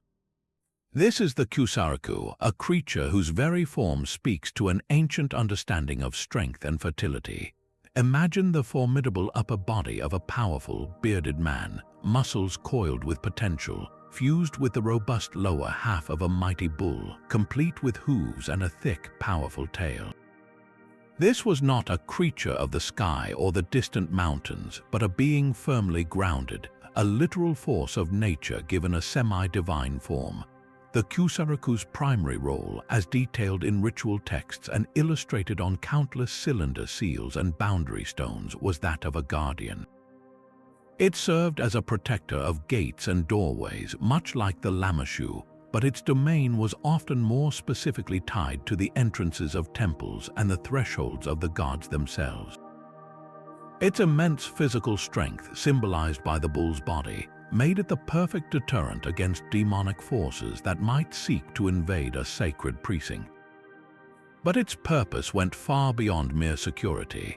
The bull was one of the most potent symbols in the ancient Near East, representing untamed power, virility, and agricultural abundance. By combining this with human intelligence, the Kusaraku became more than a simple blocker. It was an active conduit for the fertilizing, life-giving energies it was sworn to protect. It didn't just guard a temple's door, it safeguarded the very source of prosperity and divine blessing within. This connection to fertility is vividly illustrated in its artistic depictions. On Akkadian cylinder seals, we often see the Kusaraku in active, dynamic scenes. It might be shown alongside the sun god Shamash, who brought life-giving light to the world, or with goddesses of fertility like Ishtar. In some scenes, it holds a branch or a cluster of dates, a direct symbol of agricultural bounty. In others, it is portrayed as a master of animals, controlling powerful beasts like lions or bulls, demonstrating its dominion over the chaotic forces of nature and its ability to harness them for the benefit of civilization. This imagery powerfully links the Kusaraku's protective function to the overall health and fecundity of the land. Its presence ensured that the beneficial forces of growth and abundance could flow unimpeded from the divine realm into the human world, while keeping the blights of drought, famine, and sterility at bay. The Kusaraku also held a significant place in the world of ritual magic. Apotropaic incantations designed to ward off the demoness Lamassu or the plague-bearing spirits known as the Sebetu would sometimes invoke the Kusaraku's power. Small figurines of the bullman, similar to those made for the Shedu, were likely used in household protective rites, buried at entryways to act as a spiritual barrier. Its association with the bull also connected it to the grandeur of the temple economy. The great temples of Mesopotamia were not just houses of worship, they were massive agricultural and commercial enterprises owning vast herds of cattle. The Kusaraku, in a sense, was the divine overseer of this wealth, a supernatural reflection of the very real bulls that were a measure of a temple's, and by extension, a city's prosperity and stability. It stands as a profound symbol of how the ancient Mesopotamians saw no separation between physical strength, spiritual protection, and economic well-being, weaving them all together into the powerful, hoofed form of the bullman. Descending now from the celestial cycles of the Bennu bird and the fertile strength of the bullman, we plunge into the cold, silent depths of the Mesopotamian underworld, a realm known by many names, Apkallu, Ker, or simply the Land of No Return. And guarding the gates of this grim domain were some of the most fearsome and implacable beings ever conceived, the Gallu demons. Unlike the Alu, which was a specter of personal nightmare, the Gallu were a formal, organized class of underworld officials, the divine bureaucrats of the dead. Their name itself is chillingly direct, thought to derive from the Sumerian word gala, meaning to be able or mighty, but also carrying the connotation of a harsh one or constable. These were not mere monsters, they were the bailiffs of the afterlife, the enforcers of the underworld's inexorable laws. Our most vivid and terrifying encounter with the Apkallu comes from one of the most powerful myths ever written, the descent of Inanna. When the great queen of heaven and earth decides to descend into the underworld, she is prepared for a challenge, adorning herself with 7 divine the symbols of her power and authority. At each of the 7 gates of the underworld, she is met by a gatekeeper who demands she remove one piece of her regalia until, by the final gate, she stands naked and powerless. But her real confrontation is with the judges of the underworld, the Anunnaki, who gaze upon her with eyes of death and pronounce her guilty of hubris. They then turn her over to their executioners, the Apkallu. The text describes them in horrifying detail. They are creatures of stone and dust with no compassion in their hearts.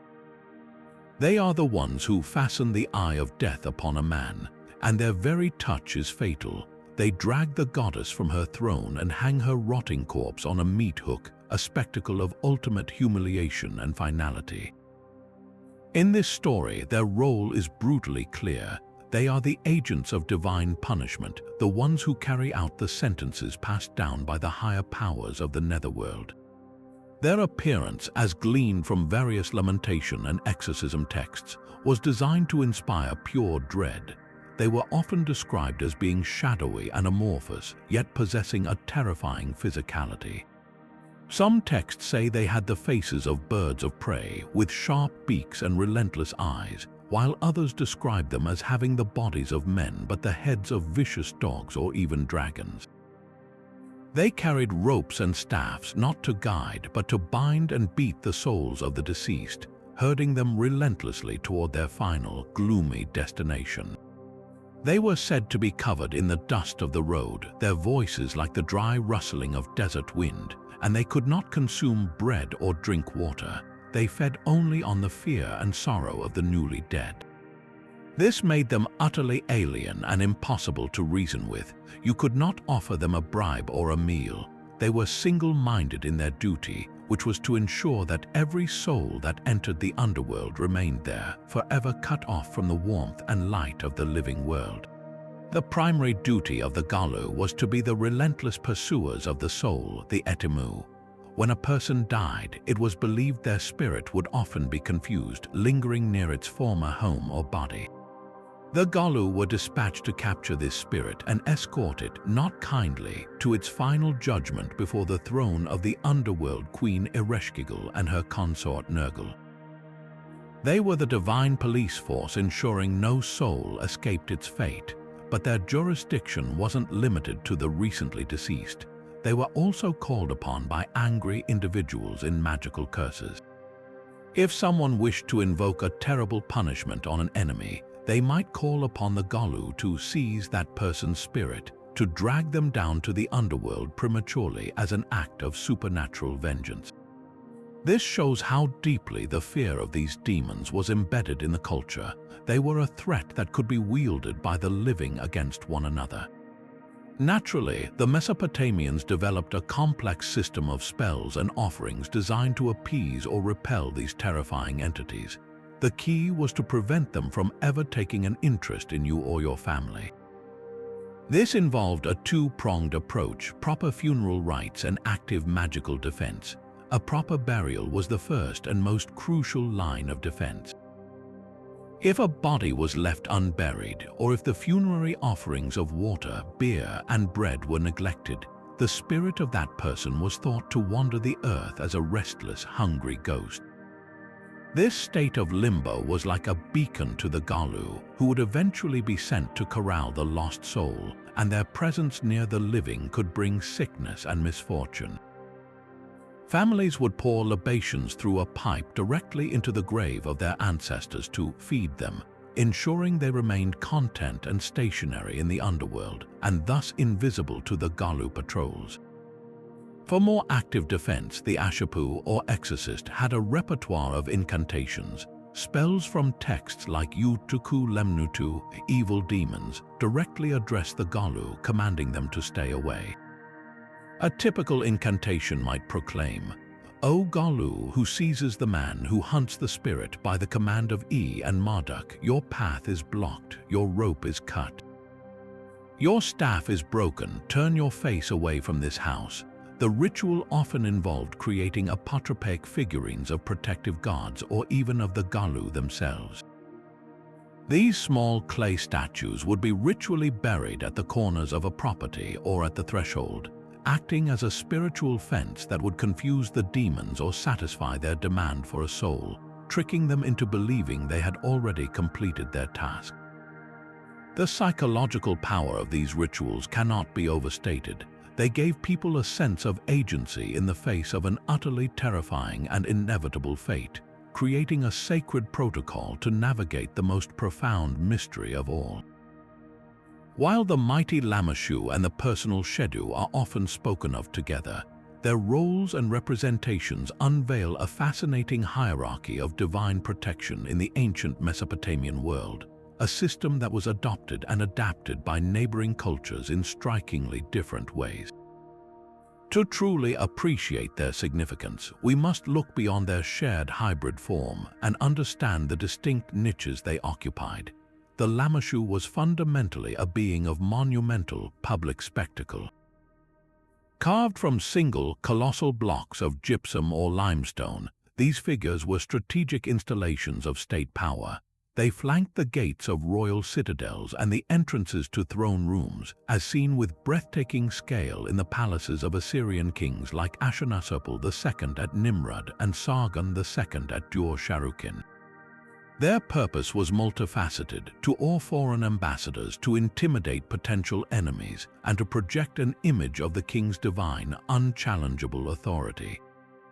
They were the celestial guardians of the empire itself. Their immense size and front-facing, direct gaze meant to engage and overwhelm any human approaching the seat of power.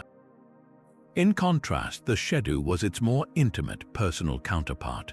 While it could share the same form, a winged bull or lion with a human head, its power was often channeled through portable or smaller-scale objects. This distinction is crucial. Archaeologists find Shedu depicted on cylinder seals worn around the neck, on amulets buried under the floors of private homes, and on small clay figurines interred at doorways and under beds. A fantastic example comes from excavations at Nimrud itself, where such figurines were discovered in the domestic quarters, showing how this form of protection extended from the palace gates down to the individual's sleeping mat. The Shedu was the everyday person's access to divine defense, a spiritual shield against the demons that caused illness and nightmares, proving that the need for protection permeated every level of society, from the king in his court to the family in their modest dwelling. This protective concept was not confined to Mesopotamia. It spread with imperial influence and cultural exchange, morphing to fit local beliefs. The Achaemenid Persians, who conquered the Neo-Babylonian Empire, enthusiastically adopted the Lamassu motif. At the grand ceremonial capital of Persepolis, we see these colossal guardians, though they undergo a subtle but significant transformation. The Persian Lamassu at the gate of all nations retain the powerful muscular body and wings, but often feature a more intricate, stylized beard and headdress reflecting Persian artistic tastes. Their role, however, remains constant: to guard the threshold of a royal and sacred space, demonstrating how effective this symbol of power was across different empires. Perhaps the most fascinating reinterpretation occurred with the ancient Greeks. When they encountered Mesopotamian and Persian art through trade and conflict, they came into contact with these hybrid guardians. The Greek imagination, however, filtered them through their own mythological lens, leading to the creation of a new, distinct being, the Grips or Griffin. While the Griffin shares the eagle's head and wings of the Lamassu, it trades the bull or lion body for that of a lion, creating a creature that was less about guardian symbolism and more about embodying raw, noble power and vigilance, often associated with guarding gold and divine retribution. This evolution shows how a core idea, a hybrid guardian, could travel across cultures and be reinvented to serve a new mythology and aesthetic. The integration of these beings into architecture was a masterclass in symbolic engineering. They weren't merely placed in front of doors, they were designed to be an active part of the architectural experience. The Lamassu were carved in a unique style called Lamassu in the round. From the front, they appear to stand calmly, but from the side, they are depicted striding forward. This created a powerful optical illusion. As you approached the gate, the guardian seemed to be moving, always advancing to meet you. This wasn't static art, it was a dynamic, intimidating performance in stone. Furthermore, they were often placed in pairs, creating a liminal space that every visitor had to pass through a physical and spiritual purification ritual before entering the presence of the king. Recent archaeological work continues to refine our understanding of their roles. For instance, analysis of the pigments on the reliefs at Nineveh reveals that these statues were once brilliantly painted in vivid colors of red, blue, and yellow, making them even more awe-inspiring and lifelike than the bare stone we see today. Furthermore, the discovery of foundation deposits caches of objects buried beneath the thresholds where Lamassu stood, containing inscriptions, precious metals, and other ritual items, confirms that their installation was itself a sacred act.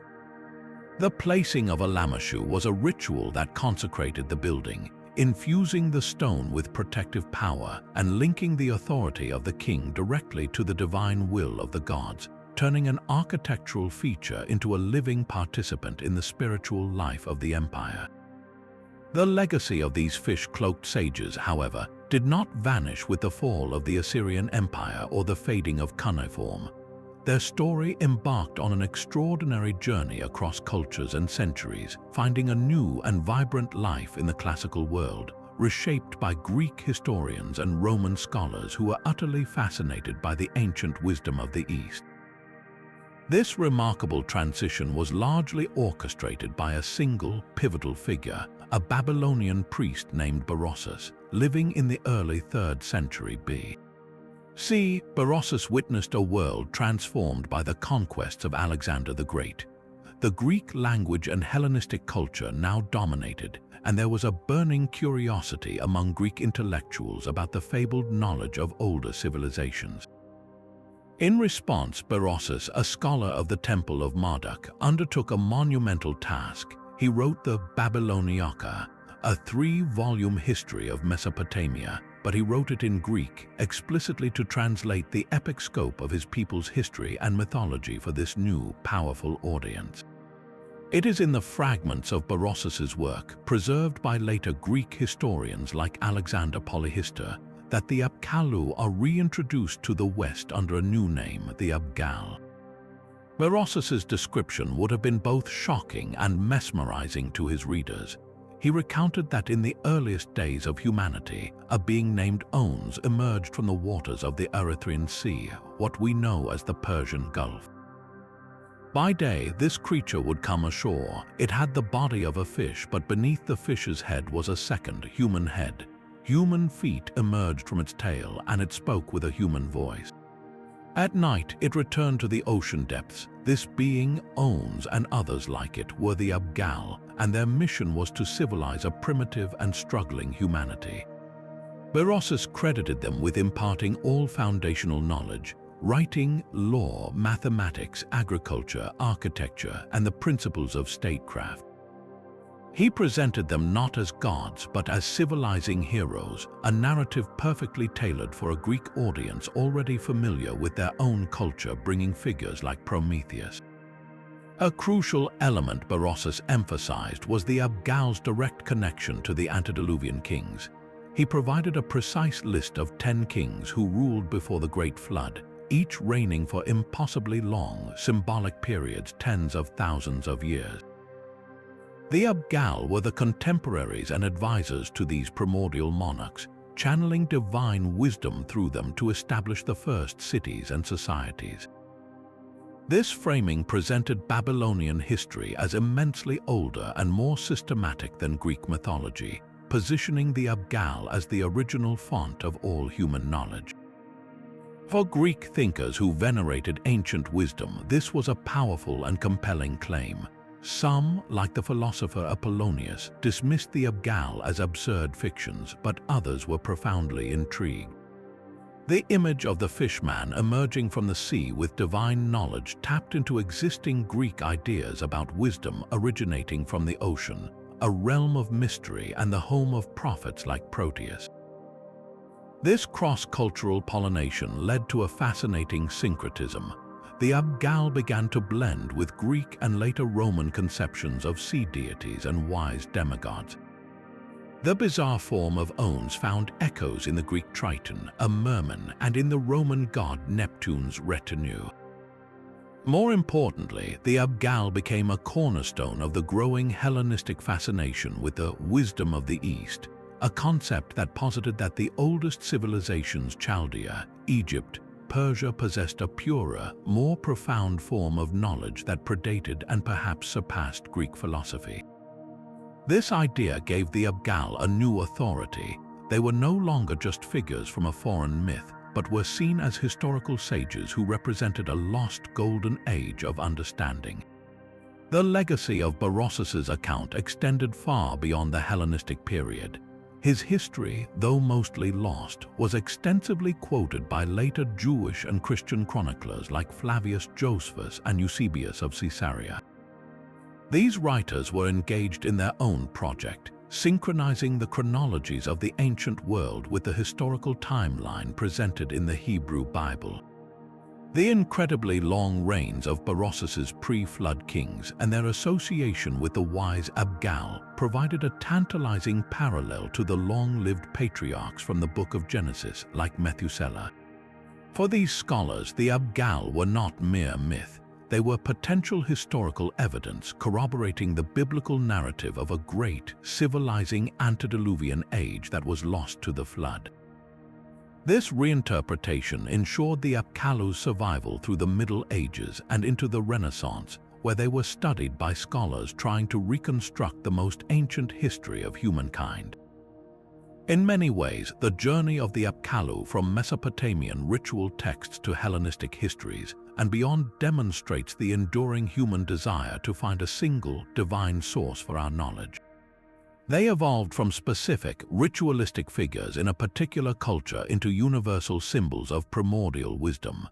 This reinterpretation has profoundly shaped modern understandings, too, particularly fueling the 20th century ancient astronaut theories popularized by authors like Zecharia Sitchin. These theories often point directly to Berossus's description of the fish-like Ons as evidence of extraterrestrial visitors, interpreting the fish suit not as a ritual garment but as a stylized description of an amphibious spacesuit. While mainstream scholarship rejects this interpretation, its persistence shows the power of the original image. The Apkallu, through their later incarnation as the Apkallu, continue to challenge us, forcing a conversation about how we distinguish between myth, history, and the possibility of truth so ancient they have been forever encoded in the language of symbol and story. While the colossal Lamassu stood guard at the gates of empires, projecting the power of kings and gods to all who entered, their protective essence was not reserved solely for the grand stage of state affairs. In the more intimate spaces of Assyrian and Babylonian life, from the bedchambers of nobility to the modest mud brick homes of common citizens, another being offered its watchful gaze on a deeply personal scale, the Shedu. These benevolent spirits, often sharing the same awe-inspiring hybrid form of a winged bull or lion with the bearded, crowned head of a human, were the portable, personal version of divine protection, a magical shield against the unseen dangers that lurked in the shadows of daily existence. If the Lamassu was the imperial guard for the state, the Shedu was the personal bodyguard for the soul, and its presence in the home reveals a fascinating layer of ancient belief that was both practical and profoundly spiritual. The physical representation of the Shedu, while majestic in concept, was often rendered on a much smaller, more accessible scale. Instead of being carved from towering blocks of stone that required royal resources, Shedu were frequently depicted on objects designed for individual use. Archaeologists have unearthed countless examples, small, crudely fashioned clay figurines buried under the floors of houses, intricately carved cylinder seals meant to be worn on a cord around the neck, and amulets of precious stone or metal inscribed with short, potent incantations. Cuneiform texts from magical series, like the Nambabai rituals designed to avert evil omens, explicitly call upon the Shedu for this kind of personal protection. They are described as Ra-Macron Bi letter 1, E6, 3U watcher spirits who stand by an individual's side to deflect the malevolent forces of demons, ill fortune, and disease. A typical incantation might plead, "May the good Shedu and the good Lamassu stand at my right and my left," highlighting how these spirits worked in a beautiful tandem, one for monumental public safeguarding and the other for constant private defense. The placement of these objects was a form of popular household magic, a ritual of security performed by everyday people. Those small clay figurines were not randomly discarded. They were deliberately interred at the most vulnerable points of a home. They have been found buried under doorways, the primary threshold where evil could walk in, and perhaps most tellingly, beneath beds, the place where a person was most defenseless during sleep. This practice reveals a universal human anxiety about vulnerability. The night, with its silence and darkness, was a time when the barrier between the human world and the demonic realm was believed to be at its thinnest. Malevolent entities like the Allu demon or the Lilatu were thought to creep into houses and attack sleepers, bringing nightmares, sickness, and even death. By physically embedding a protective spirit into the very architecture of the home, families believed they could create a spiritual barrier, a sacred perimeter that these forces could not cross. This use of the Shedu, however, was certainly not limited to the common populace. Kings, too, invoked their power on a deeply personal level. Royal inscriptions and palace reliefs often show the monarch accompanied by a small, winged genie figure, which scholars identify as a Shedu, hovering just behind his shoulder or above his head. In these contexts, the Shedu is more than just a protector from demons. It is a guardian of the king's divine destiny and personal health, ensuring his vitality and the continued legitimacy of his rule. These were the invisible, ever-present agents of the gods, assigned to ensure that the chosen ruler remained safe from both spiritual corruption and physical harm, thus maintaining the stability of the entire kingdom through the well-being of its one leader. This shows that regardless of status, from the mightiest king in his palace to the simplest family in their home, everyone sought the comfort of a watchful, winged guardian to stand between them and the pervasive darkness of the ancient world. But if the Anunnaki were the cosmic governors who decreed the fates, then their most consequential and unsettling decree was the very creation of humanity itself. This brings us to one of the most profound and detailed creation myths ever recorded, a story that challenges our understanding of divinity and our own origins.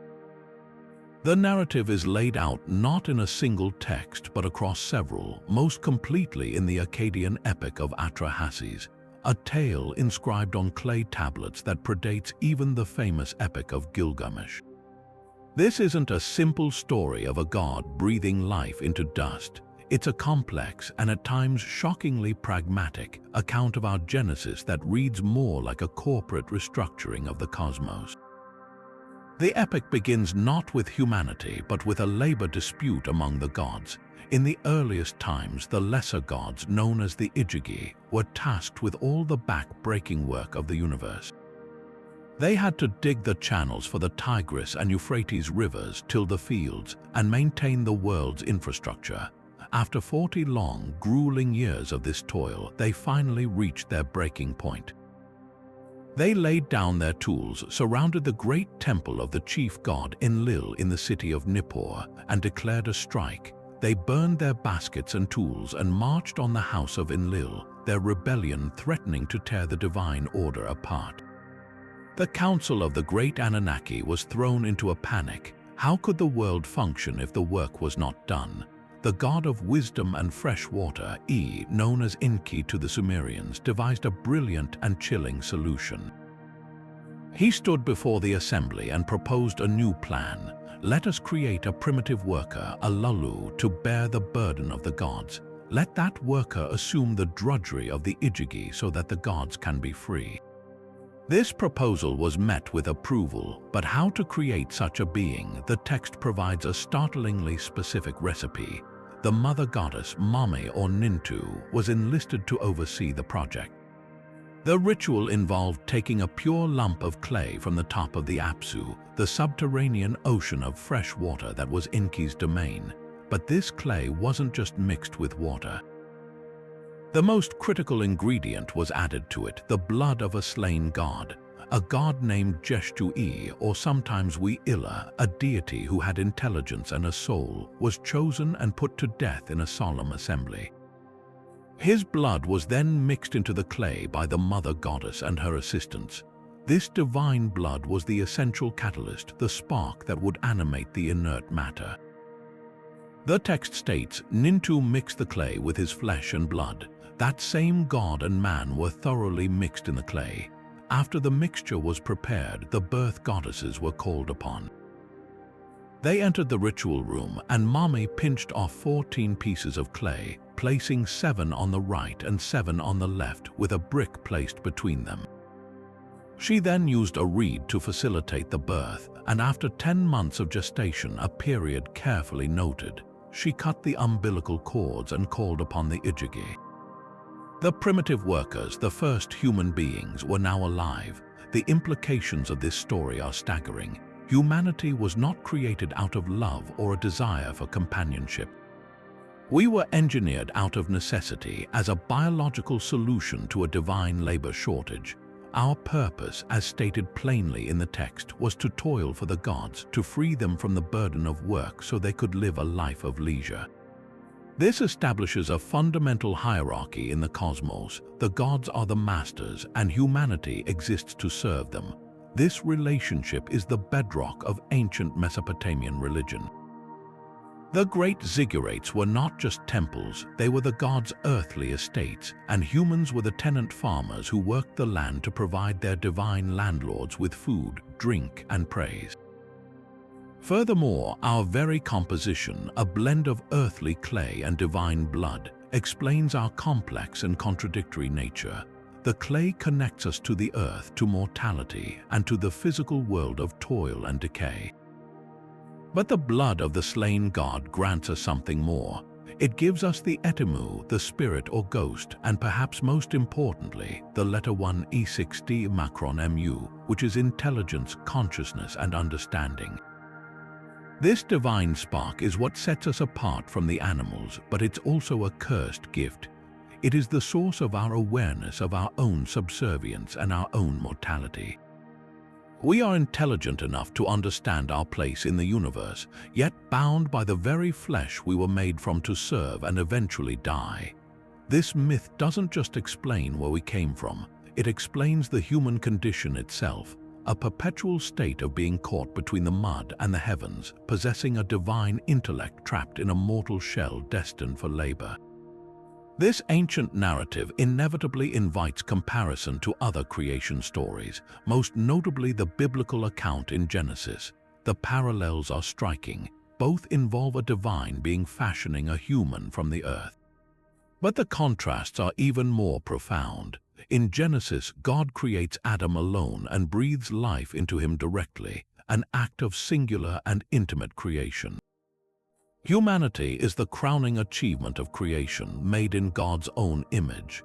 In the Atrahasis epic, humanity is a collective project, a manufactured solution to a problem. We are made not in the image of a single, all-powerful God, but from the mingled essence of a slain deity and the earth. We are a product of divine conflict and compromise, not a singular act of love. This fundamental difference in tone reveals a vastly different worldview, one where humans are central to a divine plan, and another where we are almost an afterthought, a clever invention to maintain the comfort of our creators. This Mesopotamian vision of our origins is humbling, darkly pragmatic, and offers a uniquely poignant perspective on why we are here, one that continues to resonate with a powerful and unsettling truth. Yet this potent symbol of royal power was not confined to art alone. Its presence extended into the very administrative workings of the state, pressed into the clay of linear B tablets discovered in the palace archives. In these dry, bureaucratic inventories from centers like Knossos and Pylos, we find the griffin listed not as a myth but as a tangible asset. The word itself, transcribed as something like Kai-Ru-Pa in the syllabic script, appears alongside items like chariot wheels, vessels, and other precious objects. This suggests the griffin was a recognized emblem, perhaps a standard decoration on a specific type of cauldron, a shield, or a piece of furniture that was significant enough to be catalogued by the central authority. To a Mycenaean palace scribe, the griffin wasn't a monster from a story. It was a symbol of such power and importance that it merited a line item in the kingdom's ledger, a heraldic brand representing the wealth and reach of the palace itself. This connection to material wealth hints at the griffin's most enduring legendary role, that of a guardian of gold. Centuries later, Greek writers like Herodotus would tell tales of the Arimaspians, a one-eyed people of the far north who endlessly battled griffins for control of vast gold deposits. This was not a random association. The griffin's imagined homeland in the remote, mysterious mountains of Scythia corresponded with real-world sources of gold known to the ancient Greeks through early trade networks. The creature's fierce and noble nature made it the perfect mythological custodian for the most precious of metals, a symbolic explanation for why such treasure was so difficult and dangerous to obtain. It transformed the hard reality of mining and long-distance trade into an epic struggle against a supernatural foe. This leads us to one of the most compelling modern theories about the griffin's origin, the dinosaur connection. The Gobi Desert and the surrounding steppes of Central Asia are not only gold-rich but are also a paleontological treasure trove, littered with the remarkably well-preserved fossils of Protoceratops and other beaked dinosaurs. To ancient Scythian nomads or intrepid traders traveling early segments of what would become the Silk Road, stumbling upon the skeleton of a four-legged creature with a sharp, beak-like mouth and a large, bony frill could have been a world-altering experience. The frill, weathered and broken, might easily have been interpreted as the remnants of enormous wings, while the powerful body and beak suggested a lion-eagle hybrid. This dinosaur hypothesis proposes that the griffin was born from a primal encounter with ancient bones, a story crafted to explain the unexplainable remains of a world long gone, giving a mythological form to the very real dangers and wonders of the distant gold routes. Whether born from fossilized remains or purely from the human imagination, the griffin's ultimate power was as a symbol of connectivity. Its image flowed along the same trade routes that carried gold, amber, and other luxuries between the Aegean, Anatolia, and the distant East. It became a shared icon of elite power, a status symbol understood by princes and merchants across cultures.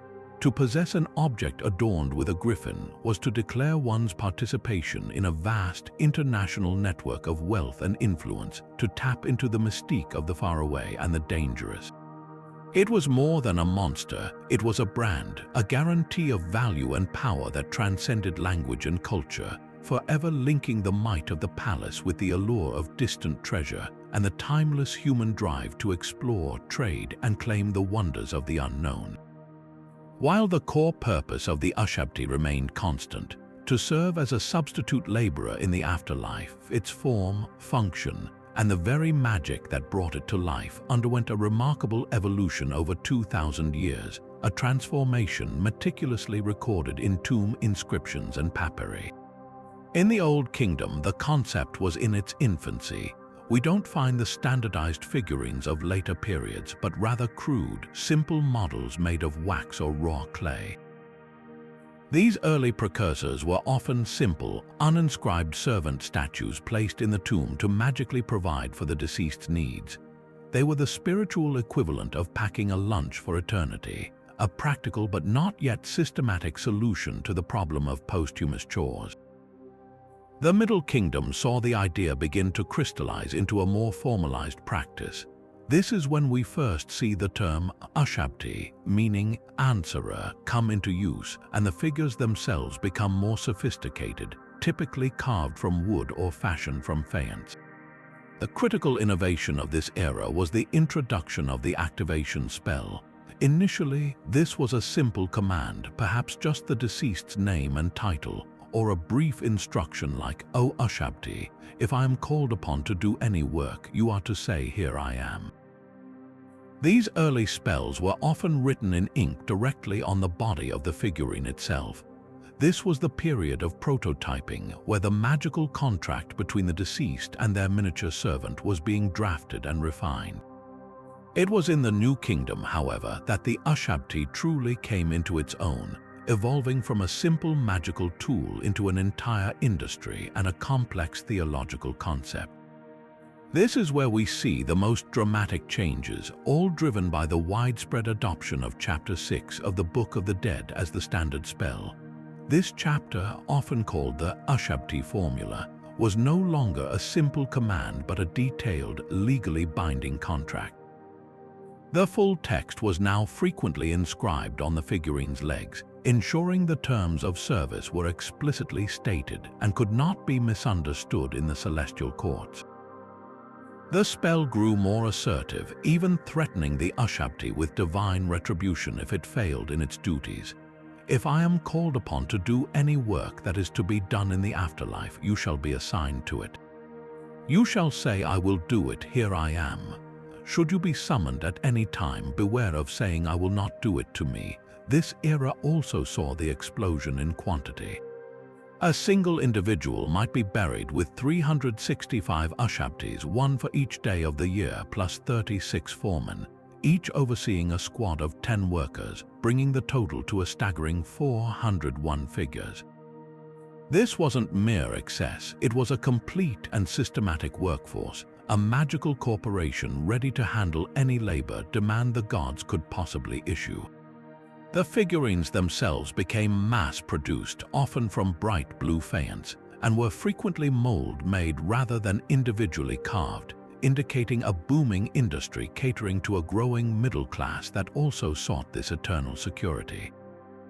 By the Third Intermediate Period and the Late Period, the Ushabti's evolution reached its peak of complexity and artistry. The figurines became smaller and more detailed, and the materials diversified to include bronze, limestone, and even terracotta. The inscriptions became even more elaborate, sometimes including the entire Chapter 6 plus additional protective spells and the owner's genealogy. A fascinating development was the creation of overseer Ushabtis, who were distinguished by carrying a whip instead of agricultural tools, their robes often more elaborate and their demeanor more authoritative. They were the middle managers of the afterlife, ensuring the worker Ushabtis remained productive. Furthermore, the Ushabti was sometimes placed in its own miniature model coffin, a practice that underscores how these figures were seen as complete, sentient entities requiring their own funerary rites to be fully effective. This journey from a simple wax model to a meticulously inscribed, mass-produced army in miniature tells a profound story about the ancient Egyptian relationship with the afterlife. It reflects a shift from a hopeful belief to a highly organized, almost bureaucratic system of securing salvation. The evolution of the Ushabti is ultimately the story of humanity's endless desire to control its own destiny, to leave nothing to chance, and to ensure that even in the face of eternal judgment, one could always have a loyal substitute ready to answer the call. But the story of Ningishzida is a tale of two halves, a being of profound duality whose domain over the threshold of death was perfectly balanced by his power over the very essence of life. For this serpentine guardian of the underworld was also a revered and potent god of healing and medicine, a deity invoked on countless tablets not for safe passage to the next world, but for protection and restoration in this one. This seemingly contradictory role makes perfect sense when we understand the ancient Mesopotamian worldview, where life and death were not opposites but part of a continuous regenerative cycle. The same force that governed the decay and stillness of the underworld also held the secret to renewal and vitality. This aspect of Ningishida is powerfully evoked in his very name, which is often interpreted as Lord of the Good Tree. This was not a casual title. It connected him directly to the life-giving sap that rises in plants, the mysterious energy that causes a barren vine to burst forth with leaves and fruit each spring. He was the god of this transformative, vegetative power, the force that conquers sterility and brings forth abundance from what appears to be dead. This made him a natural patron of healing, as the process of recovering from an illness or injury was seen as a similar victory of life over decay, a reawakening of the body's own vital forces. Cuneiform medical texts and incantation tablets, particularly those from the Ur-3 and Old Babylonian periods, call upon Ningishida to drive out sickness and break the tooth of disease, much as a new shoot breaks through the hard earth. The rituals dedicated to Ningishida for healing purposes were likely complex and deeply symbolic. While specific step-by-step manuals are rare, we can piece together their nature from broader Mesopotamian magical practices. A ritual likely began with purification, both for the patient and the priest, or ashapu. This would involve washing with special waters and fumigating the space with aromatic woods like cedar or juniper to create a sacred atmosphere free of malevolent influences. Offerings would then be presented to the deity. Given Ningishida's chthonic and vegetative associations, these might not have been the standard cuts of meat. Instead, offerings could have included the first fruits of the harvest, fresh, green shoots, libations of beer or fresh water, and perhaps even specific medicinal herbs believed to be under his patronage. The core of the ritual would be the recitation of a powerful incantation. These incantations were not simple prayers. They were considered active, performative speech that could alter reality. A typical healing incantation directed at Ningishida might describe the symptoms of the patient, the fever, the pain, the wasting, and then command the illness to depart by the command of Ningishida. The text might metaphorically link the sickness to a demon that needed to be bound or a curse that needed to be dissolved, appeals perfectly suited to a god who held authority in the underworld where such evils were thought to originate. The ritual might conclude with a symbolic action, such as tying and untying knots to represent the binding and releasing of the illness, or the creation of a small amulet depicting the serpent dragon to be worn by the patient for ongoing protection. Ningishida did not operate in a vacuum within the pantheon. His healing powers connected him to a network of other divine physicians.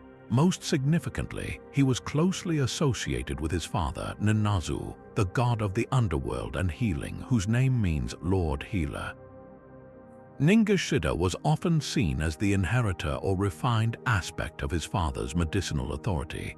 More famously, he was linked to the great goddess of healing, Gyula. Gyula, often depicted with her dog, was the primary deity of medicine and surgery, the patroness of doctors. Ningishida's role was slightly different but complementary. While Gyula might be invoked for the practical arts of bandaging and herbal remedies, Ningishida was called upon to combat the underlying spiritual or demonic cause of the affliction. He was the god you summoned to battle the root of the sickness, while Gyula worked on its physical manifestation. This partnership highlights the holistic nature of Mesopotamian medicine, which saw no separation between the body and the spirit. A cure required both addressing the physical symptoms and defeating the supernatural entity responsible for them. And Ningishida, the lord who stood at the gate between worlds, was uniquely qualified to confront the spectral sources of suffering and command them to return to the darkness from whence they came. But the theft of such a fundamental object could not go unchallenged. The council of the great Anunnaki gods was thrown into a panic, their power nullified, the very rhythms of the cosmos beginning to stutter and fail. They turned to the young warrior god Ninurta, the son of Enlil, to be their champion. The ensuing battle was not a simple contest of strength. It was a profound demonstration of the conflict between brute force and divine wisdom. Ninurta, armed with his bow and the 7 whirlwinds given to him by the gods, unleashed his arsenal. He shot his arrows and hurled his lightning bolts, but the Zu bird, clutching the tablet, simply uttered the power of the stolen decrees. "Your weapon shall not come near me," it declared, and the arrows fell harmless, the lightning dissipated into nothingness. The tablet rendered the bird invulnerable, untouchable by any conventional attack, for it now controlled the very laws that governed those weapons. Victory seemed impossible until a figure of sharp intelligence intervened. In some versions of the myth, it is Ninurta's own shrewd charioteer. In others, it is the wise god E who devises the strategy. The solution was not to overpower the Zu, but to outthink it. The advice given to Ninurta was to aim not for the bird's body, but for the delicate, essential joints of its wings. On his next attack, Ninurta did just that, shearing through the pinions that gave the colossal creature its power of flight and its dominion over the storm.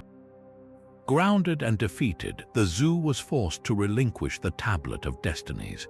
Order was restored to the universe, the divine hierarchy was reaffirmed, and Ninurta was hailed as a great hero for defeating the ultimate usurper. This myth is far more than a simple adventure story. It is a rich allegory for the most fundamental concerns of Mesopotamian society.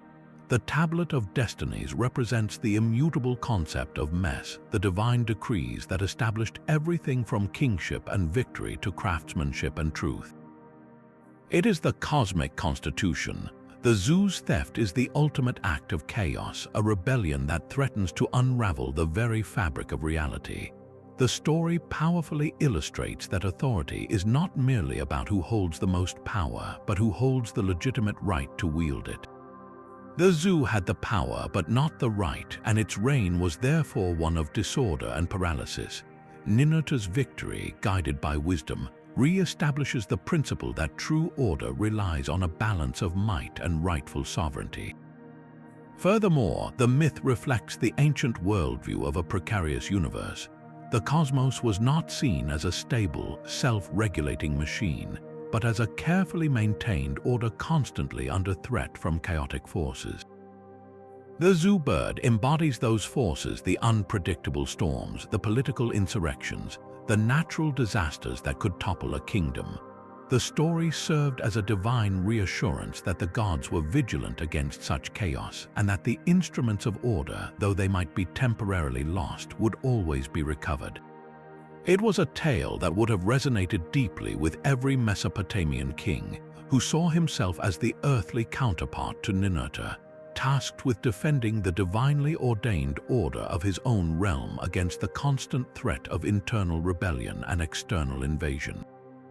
The Zu bird's fate was a warning to any who would dare challenge that sacred balance, a timeless reminder that the pursuit of power without legitimacy leads only to a fall. Yet the powerful image of the Sphinx was not an Egyptian invention alone. It traveled across trade routes and through conquered lands, finding a new and terrifying voice in the world of Greek myth.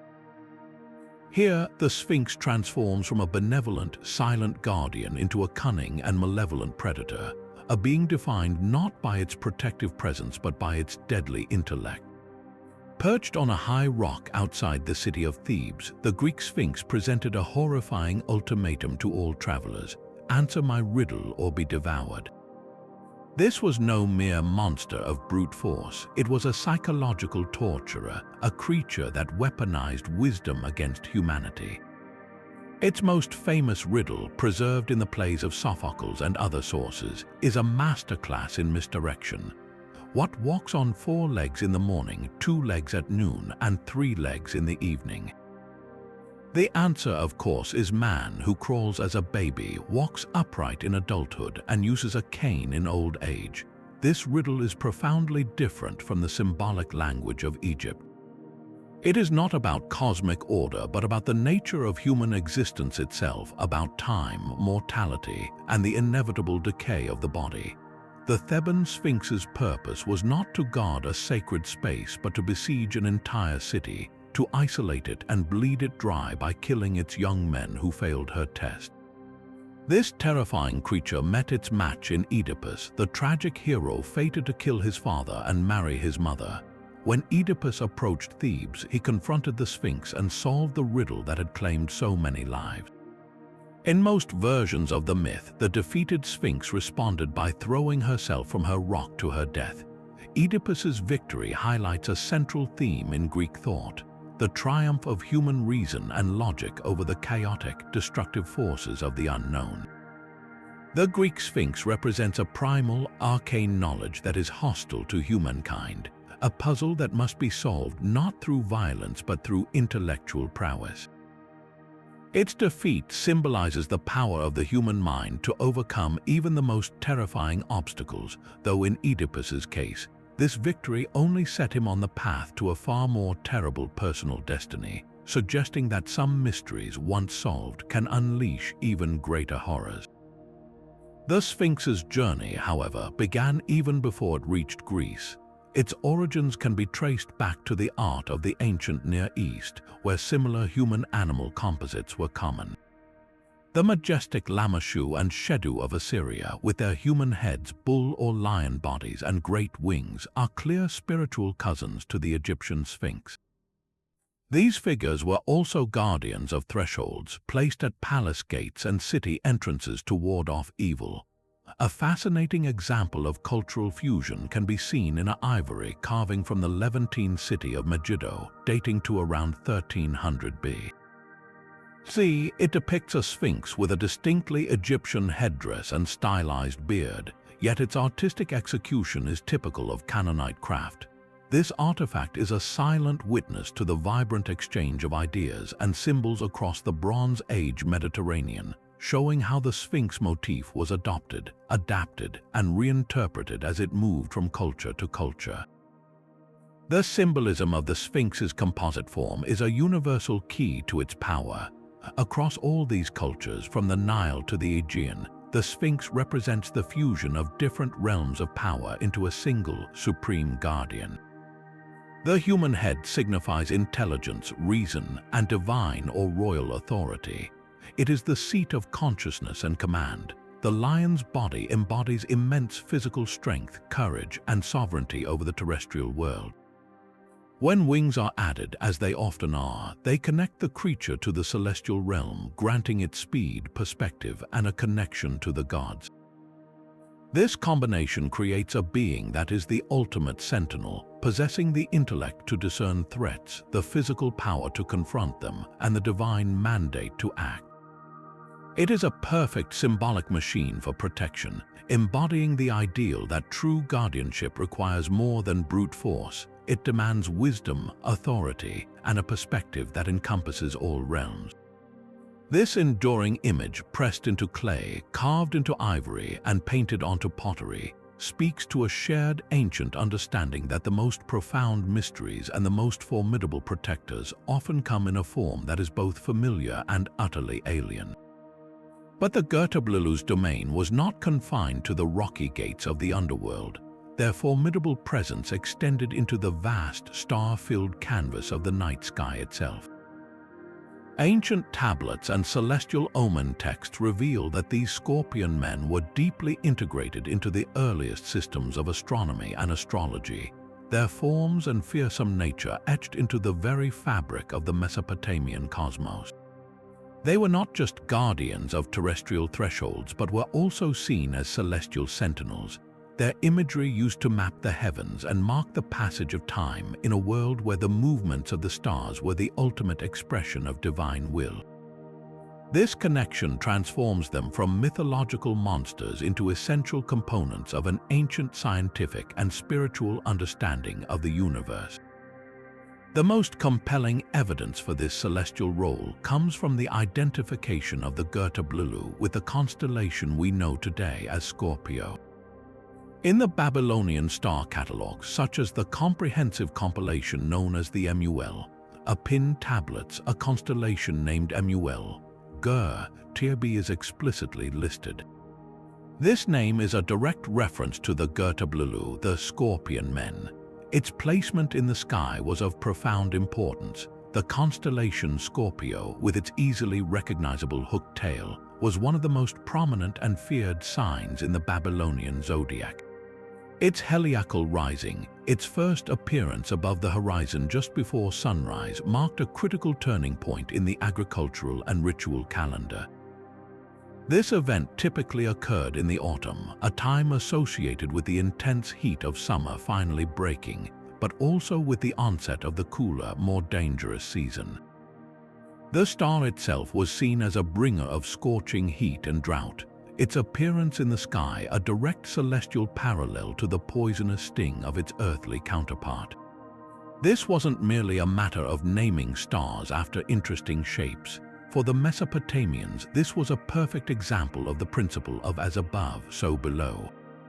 The Girtablilu in the heavens were believed to actively influence events on Earth. When the constellation was particularly bright or occupied a specific position relative to the moon or planets, it was interpreted as an omen. Astrological omens from series like Enuma Anu Enlil might read, "If the Scorpion constellation is dark, the fields will prosper. If the Scorpion constellation is bright and high in the sky, there will be famine and locusts."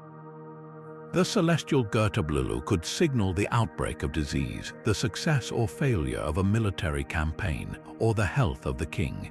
Their sting was not just physical but metaphorical, capable of unleashing blight and misfortune upon entire nations through their movements in the celestial realm.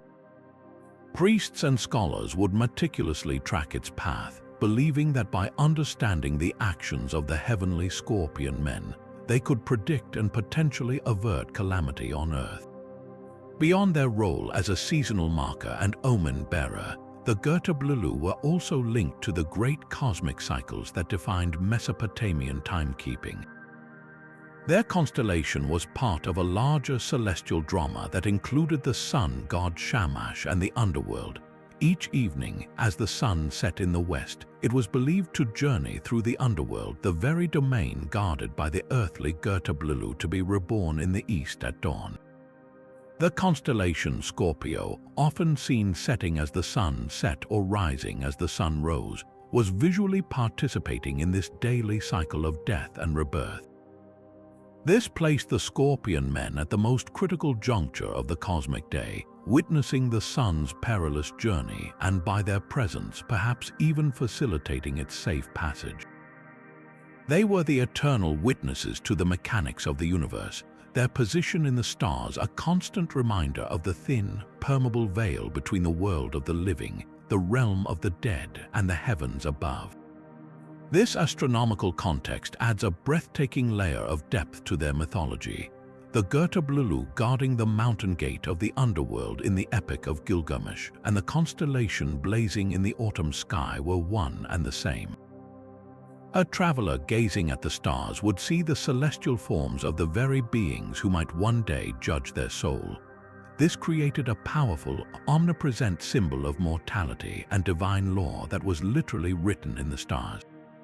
It meant that the rules of the cosmos, the laws of life and death, were not abstract concepts but were visible every clear night, reinforced by the silent, glittering presence of the Scorpion men watching over all of creation from their eternal posts in the infinite dark.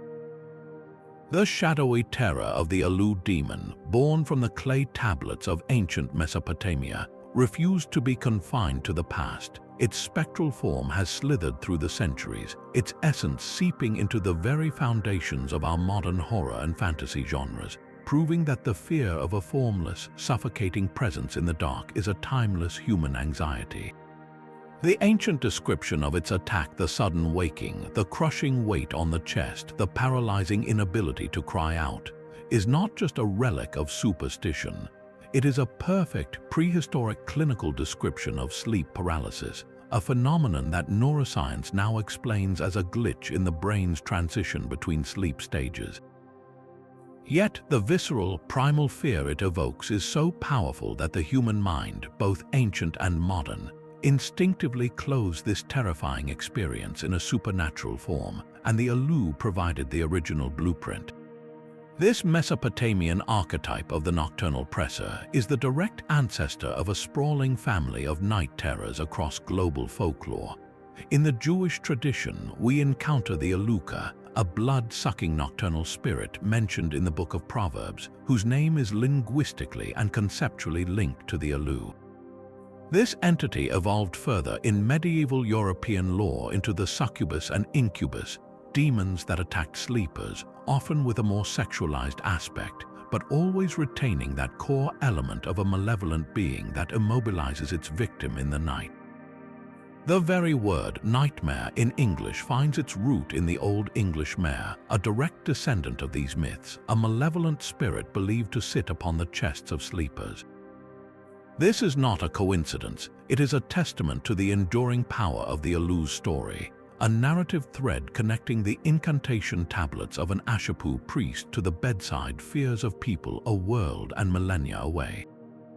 Contemporary horror has enthusiastically adopted and refined this ancient being. The concept of the shadow person, a common trope in modern paranormal accounts and films, is a direct echo of the Alu's amorphous dark form. These entities are consistently described as blacker than black humanoid silhouettes, often seen peripherally or standing ominously in a room, capable of inducing overwhelming dread and that same sensation of paralysis. The groundbreaking 2007 film Paranormal Activity brilliantly weaponized this ancient fear for a new generation. The demonic entity haunting the family is rarely seen in full form. Its presence is registered through subtle, terrifying manipulations of the environment, a door moving, a sheet shifting, a footprint in powder. This is a masterful modern interpretation of the Alu's defining characteristic, its formless, felt presence rather than a clearly defined monstrous visage. It preys on the fear of the unseen, the thing that lurks just outside the field of vision, exactly as the Alu did. The fascination with these entities extends beyond jump scares and into the realm of psychological exploration. Modern fantasy and horror literature often uses such beings to represent internal demons, depression, anxiety, and trauma. A shadow clinging to a character can be a powerful metaphor for a haunting past or a mental illness that suffocates and paralyzes the sufferer. This gives the ancient myth a new, profound depth, transforming the external demon into a symbol of internal struggle.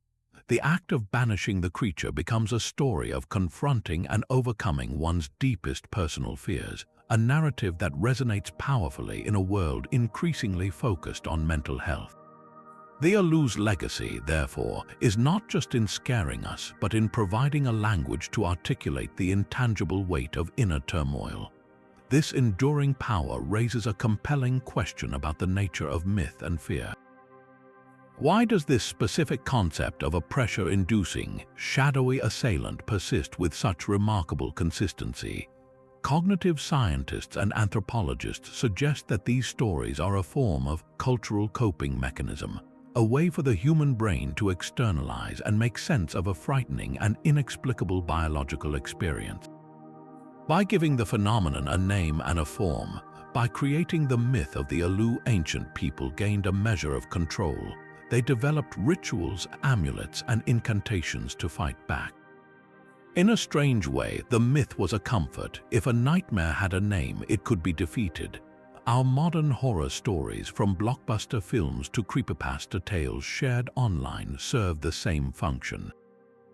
They are our collective incantations, our way of facing the formless anxieties of our time, from existential dread to technological alienation, and asserting a measure of control by embodying them in stories we can, at least narratively, conquer. The Alu demon, in its journey from ancient Mesopotamian text to modern screen, reminds us that our deepest fears may change their costumes with the ages, but their essential nature and our need to confront them remains eternally, hauntingly the same. Soaring from the sun-drenched temples of Heliopolis, the legend of the Bennu bird did not remain confined to the banks of the Nile.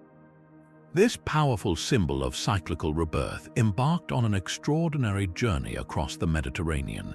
its story evolving and adapting as it was embraced by new cultures, each adding their own unique layers to the myth until it became the magnificent phoenix known around the world today. The fascinating cross-pollination of these ideas is hinted at in the writings of later historians who had access to Egyptian records, most notably the Greek historian Herodotus.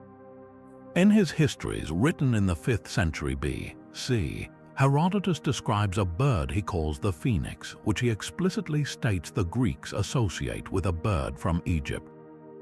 He describes it as having red and gold plumage, much like the Bennu, and details its incredible ritual. Every 500 years, it travels to the temple of the sun god, which he identifies by the Greek name Heliopolis, to bury its parent in a ball of myrrh. While some of the details are garbled in translation, perhaps from a misunderstanding of the Egyptian symbolism, the core connection to the sun temple, the aromatic resins, and the theme of cyclical renewal is unmistakable. This account serves as a crucial piece of historical evidence, a direct textual link showing how the Egyptian concept began to filter into the Greek imagination. The Greeks, with their rich tradition of mythology, took this kernel of an idea and cultivated it into a more detailed and dramatic narrative. They gave the bird the name we know so well, the phoenix, a word that may itself be derived from the Egyptian Bennu, and that also meant the color purple-red, connecting it to the vibrant hues of the dawn sky. In the Greek version, the phoenix's life cycle became a spectacularly fiery affair. At the end of its long life, it would build a nest of aromatic spices, cassia, frankincense, and myrrh, and then set itself ablaze. From the consuming flames, a new, young phoenix would arise, strong and vibrant, ready to begin the cycle anew. This edition of the fiery death was a quintessentially Greek dramatic flourish, a purification by fire that echoed their own philosophical concepts of elemental transformation and the purging of the old to make way for the new. It transformed the rebirth from a quiet, mysterious event into a spectacular, transcendent pyre that was impossible to ignore. When the Romans inherited the myth from the Greeks, they further cemented its place in the Western literary canon.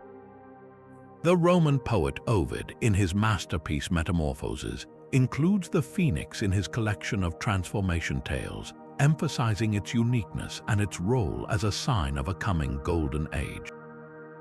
The Roman naturalist Pliny the Elder, in his encyclopedic Natural History, approaches the phoenix with a more skeptical, scientific eye, but still recounts the popular beliefs about its appearance and long lifespan, treating it as a fascinating, if unproven, natural wonder. Under the Roman Empire, the phoenix's symbolism expanded beyond the sun and rebirth to represent the eternal nature of the empire itself, a powerful piece of state propaganda suggesting that Rome, like the mythical bird, would continuously renew itself and rule forever. What is truly remarkable is how this same theme of a magnificent, immortal bird appears independently in cultures far removed from the influence of Egypt or Rome. In ancient Persia, there was the simurgh, a colossal, wise bird that was said to be so old it had seen the destruction of the world 3 times over. It lived on the tree of knowledge and possessed the secrets of healing and purification, often acting as a guide and protector to heroes. In the Arab world, the anka was a similar enormous mystical bird, sometimes described as immortal and possessing immense knowledge. Further east in Chinese mythology, the feng huang is a splendid bird of dazzling colors that represents the union of yin and yang and appears only in times of peace and prosperity to mark the dawn of a new, harmonious era. While not a direct parallel to the death and rebirth cycle, the feng huang shares the Bennu's connection to virtuous rule, celestial harmony, and the ushering in of a golden age. So why did this specific motif, a magnificent, solitary bird representing rebirth, resonate so powerfully across so many different cultures and epochs? The answer lies in universal human experiences observed in the natural world.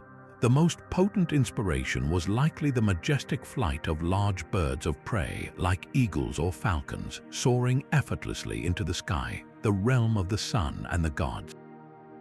Their ability to ascend towards the heavens made them natural symbols for the soul's journey into the afterlife or its connection to the divine. More specifically, the Bennu phoenix myth almost certainly draws from the behavior of real birds like the Bennu heron itself, or the flamingo, which builds nests that resemble small, mound-like islands in the water, echoing the primordial mound of creation. The most profound natural parallel, however, is the daily cycle of the sun. Just as the sun appears to die in a blaze of fiery color each evening only to be reborn triumphantly the next morning, the phoenix enacts this celestial drama on a grand temporal scale.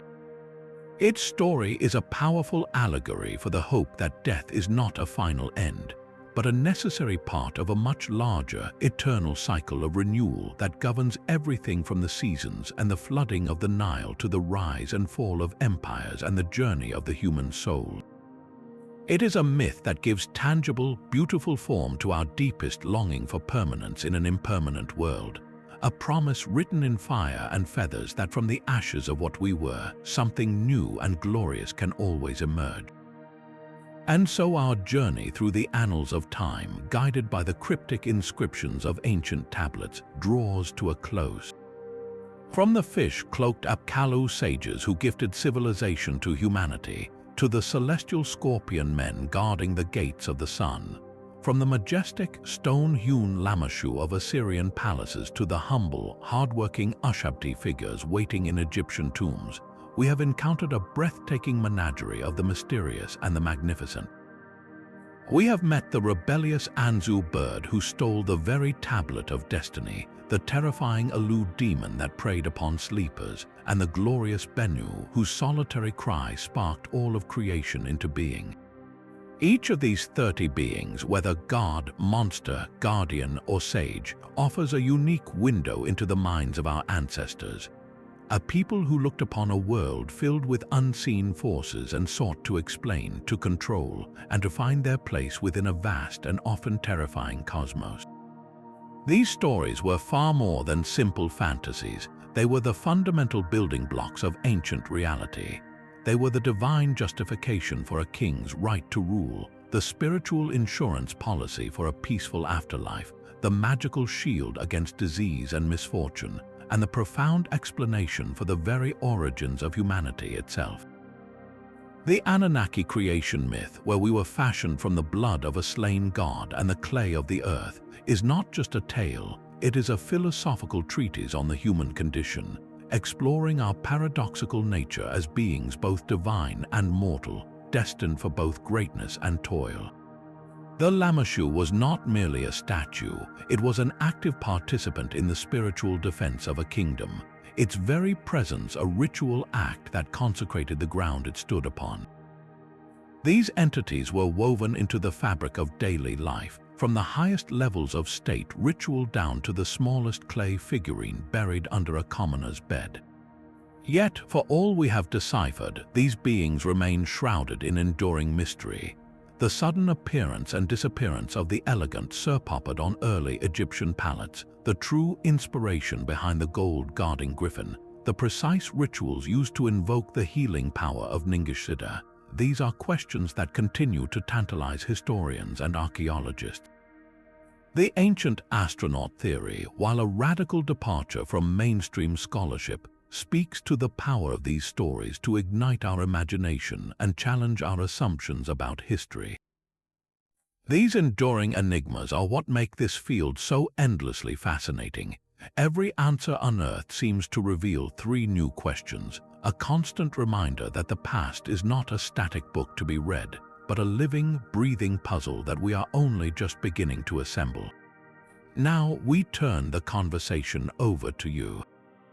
After this epic journey across civilizations, which of these mysterious beings captured your imagination the most?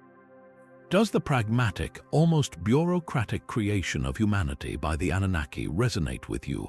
Or are you drawn to the tragic ambition of the Anzu bird daring to challenge the gods themselves? Perhaps the personal, protective embrace of the Shedu speaks to a universal desire for safety, or the hopeful, cyclical rebirth of the Bennu bird offers a sense of comfort. Share your thoughts in the comments below. We are incredibly curious to hear which of these ancient whispers from the dust spoke to you most powerfully. If you relish this deep dive into the cryptic and the arcane, if you find yourself hungry for more stories hidden in plain sight, then you are most definitely in the right place. This channel is dedicated to unraveling the world's greatest historical enigmas, one fascinating mystery at a time. To ensure you never miss an adventure, be sure to subscribe and hit that notification bell. Thank you so much for joining us on this extraordinary expedition to the very edges of history and myth. Until next time, keep wondering.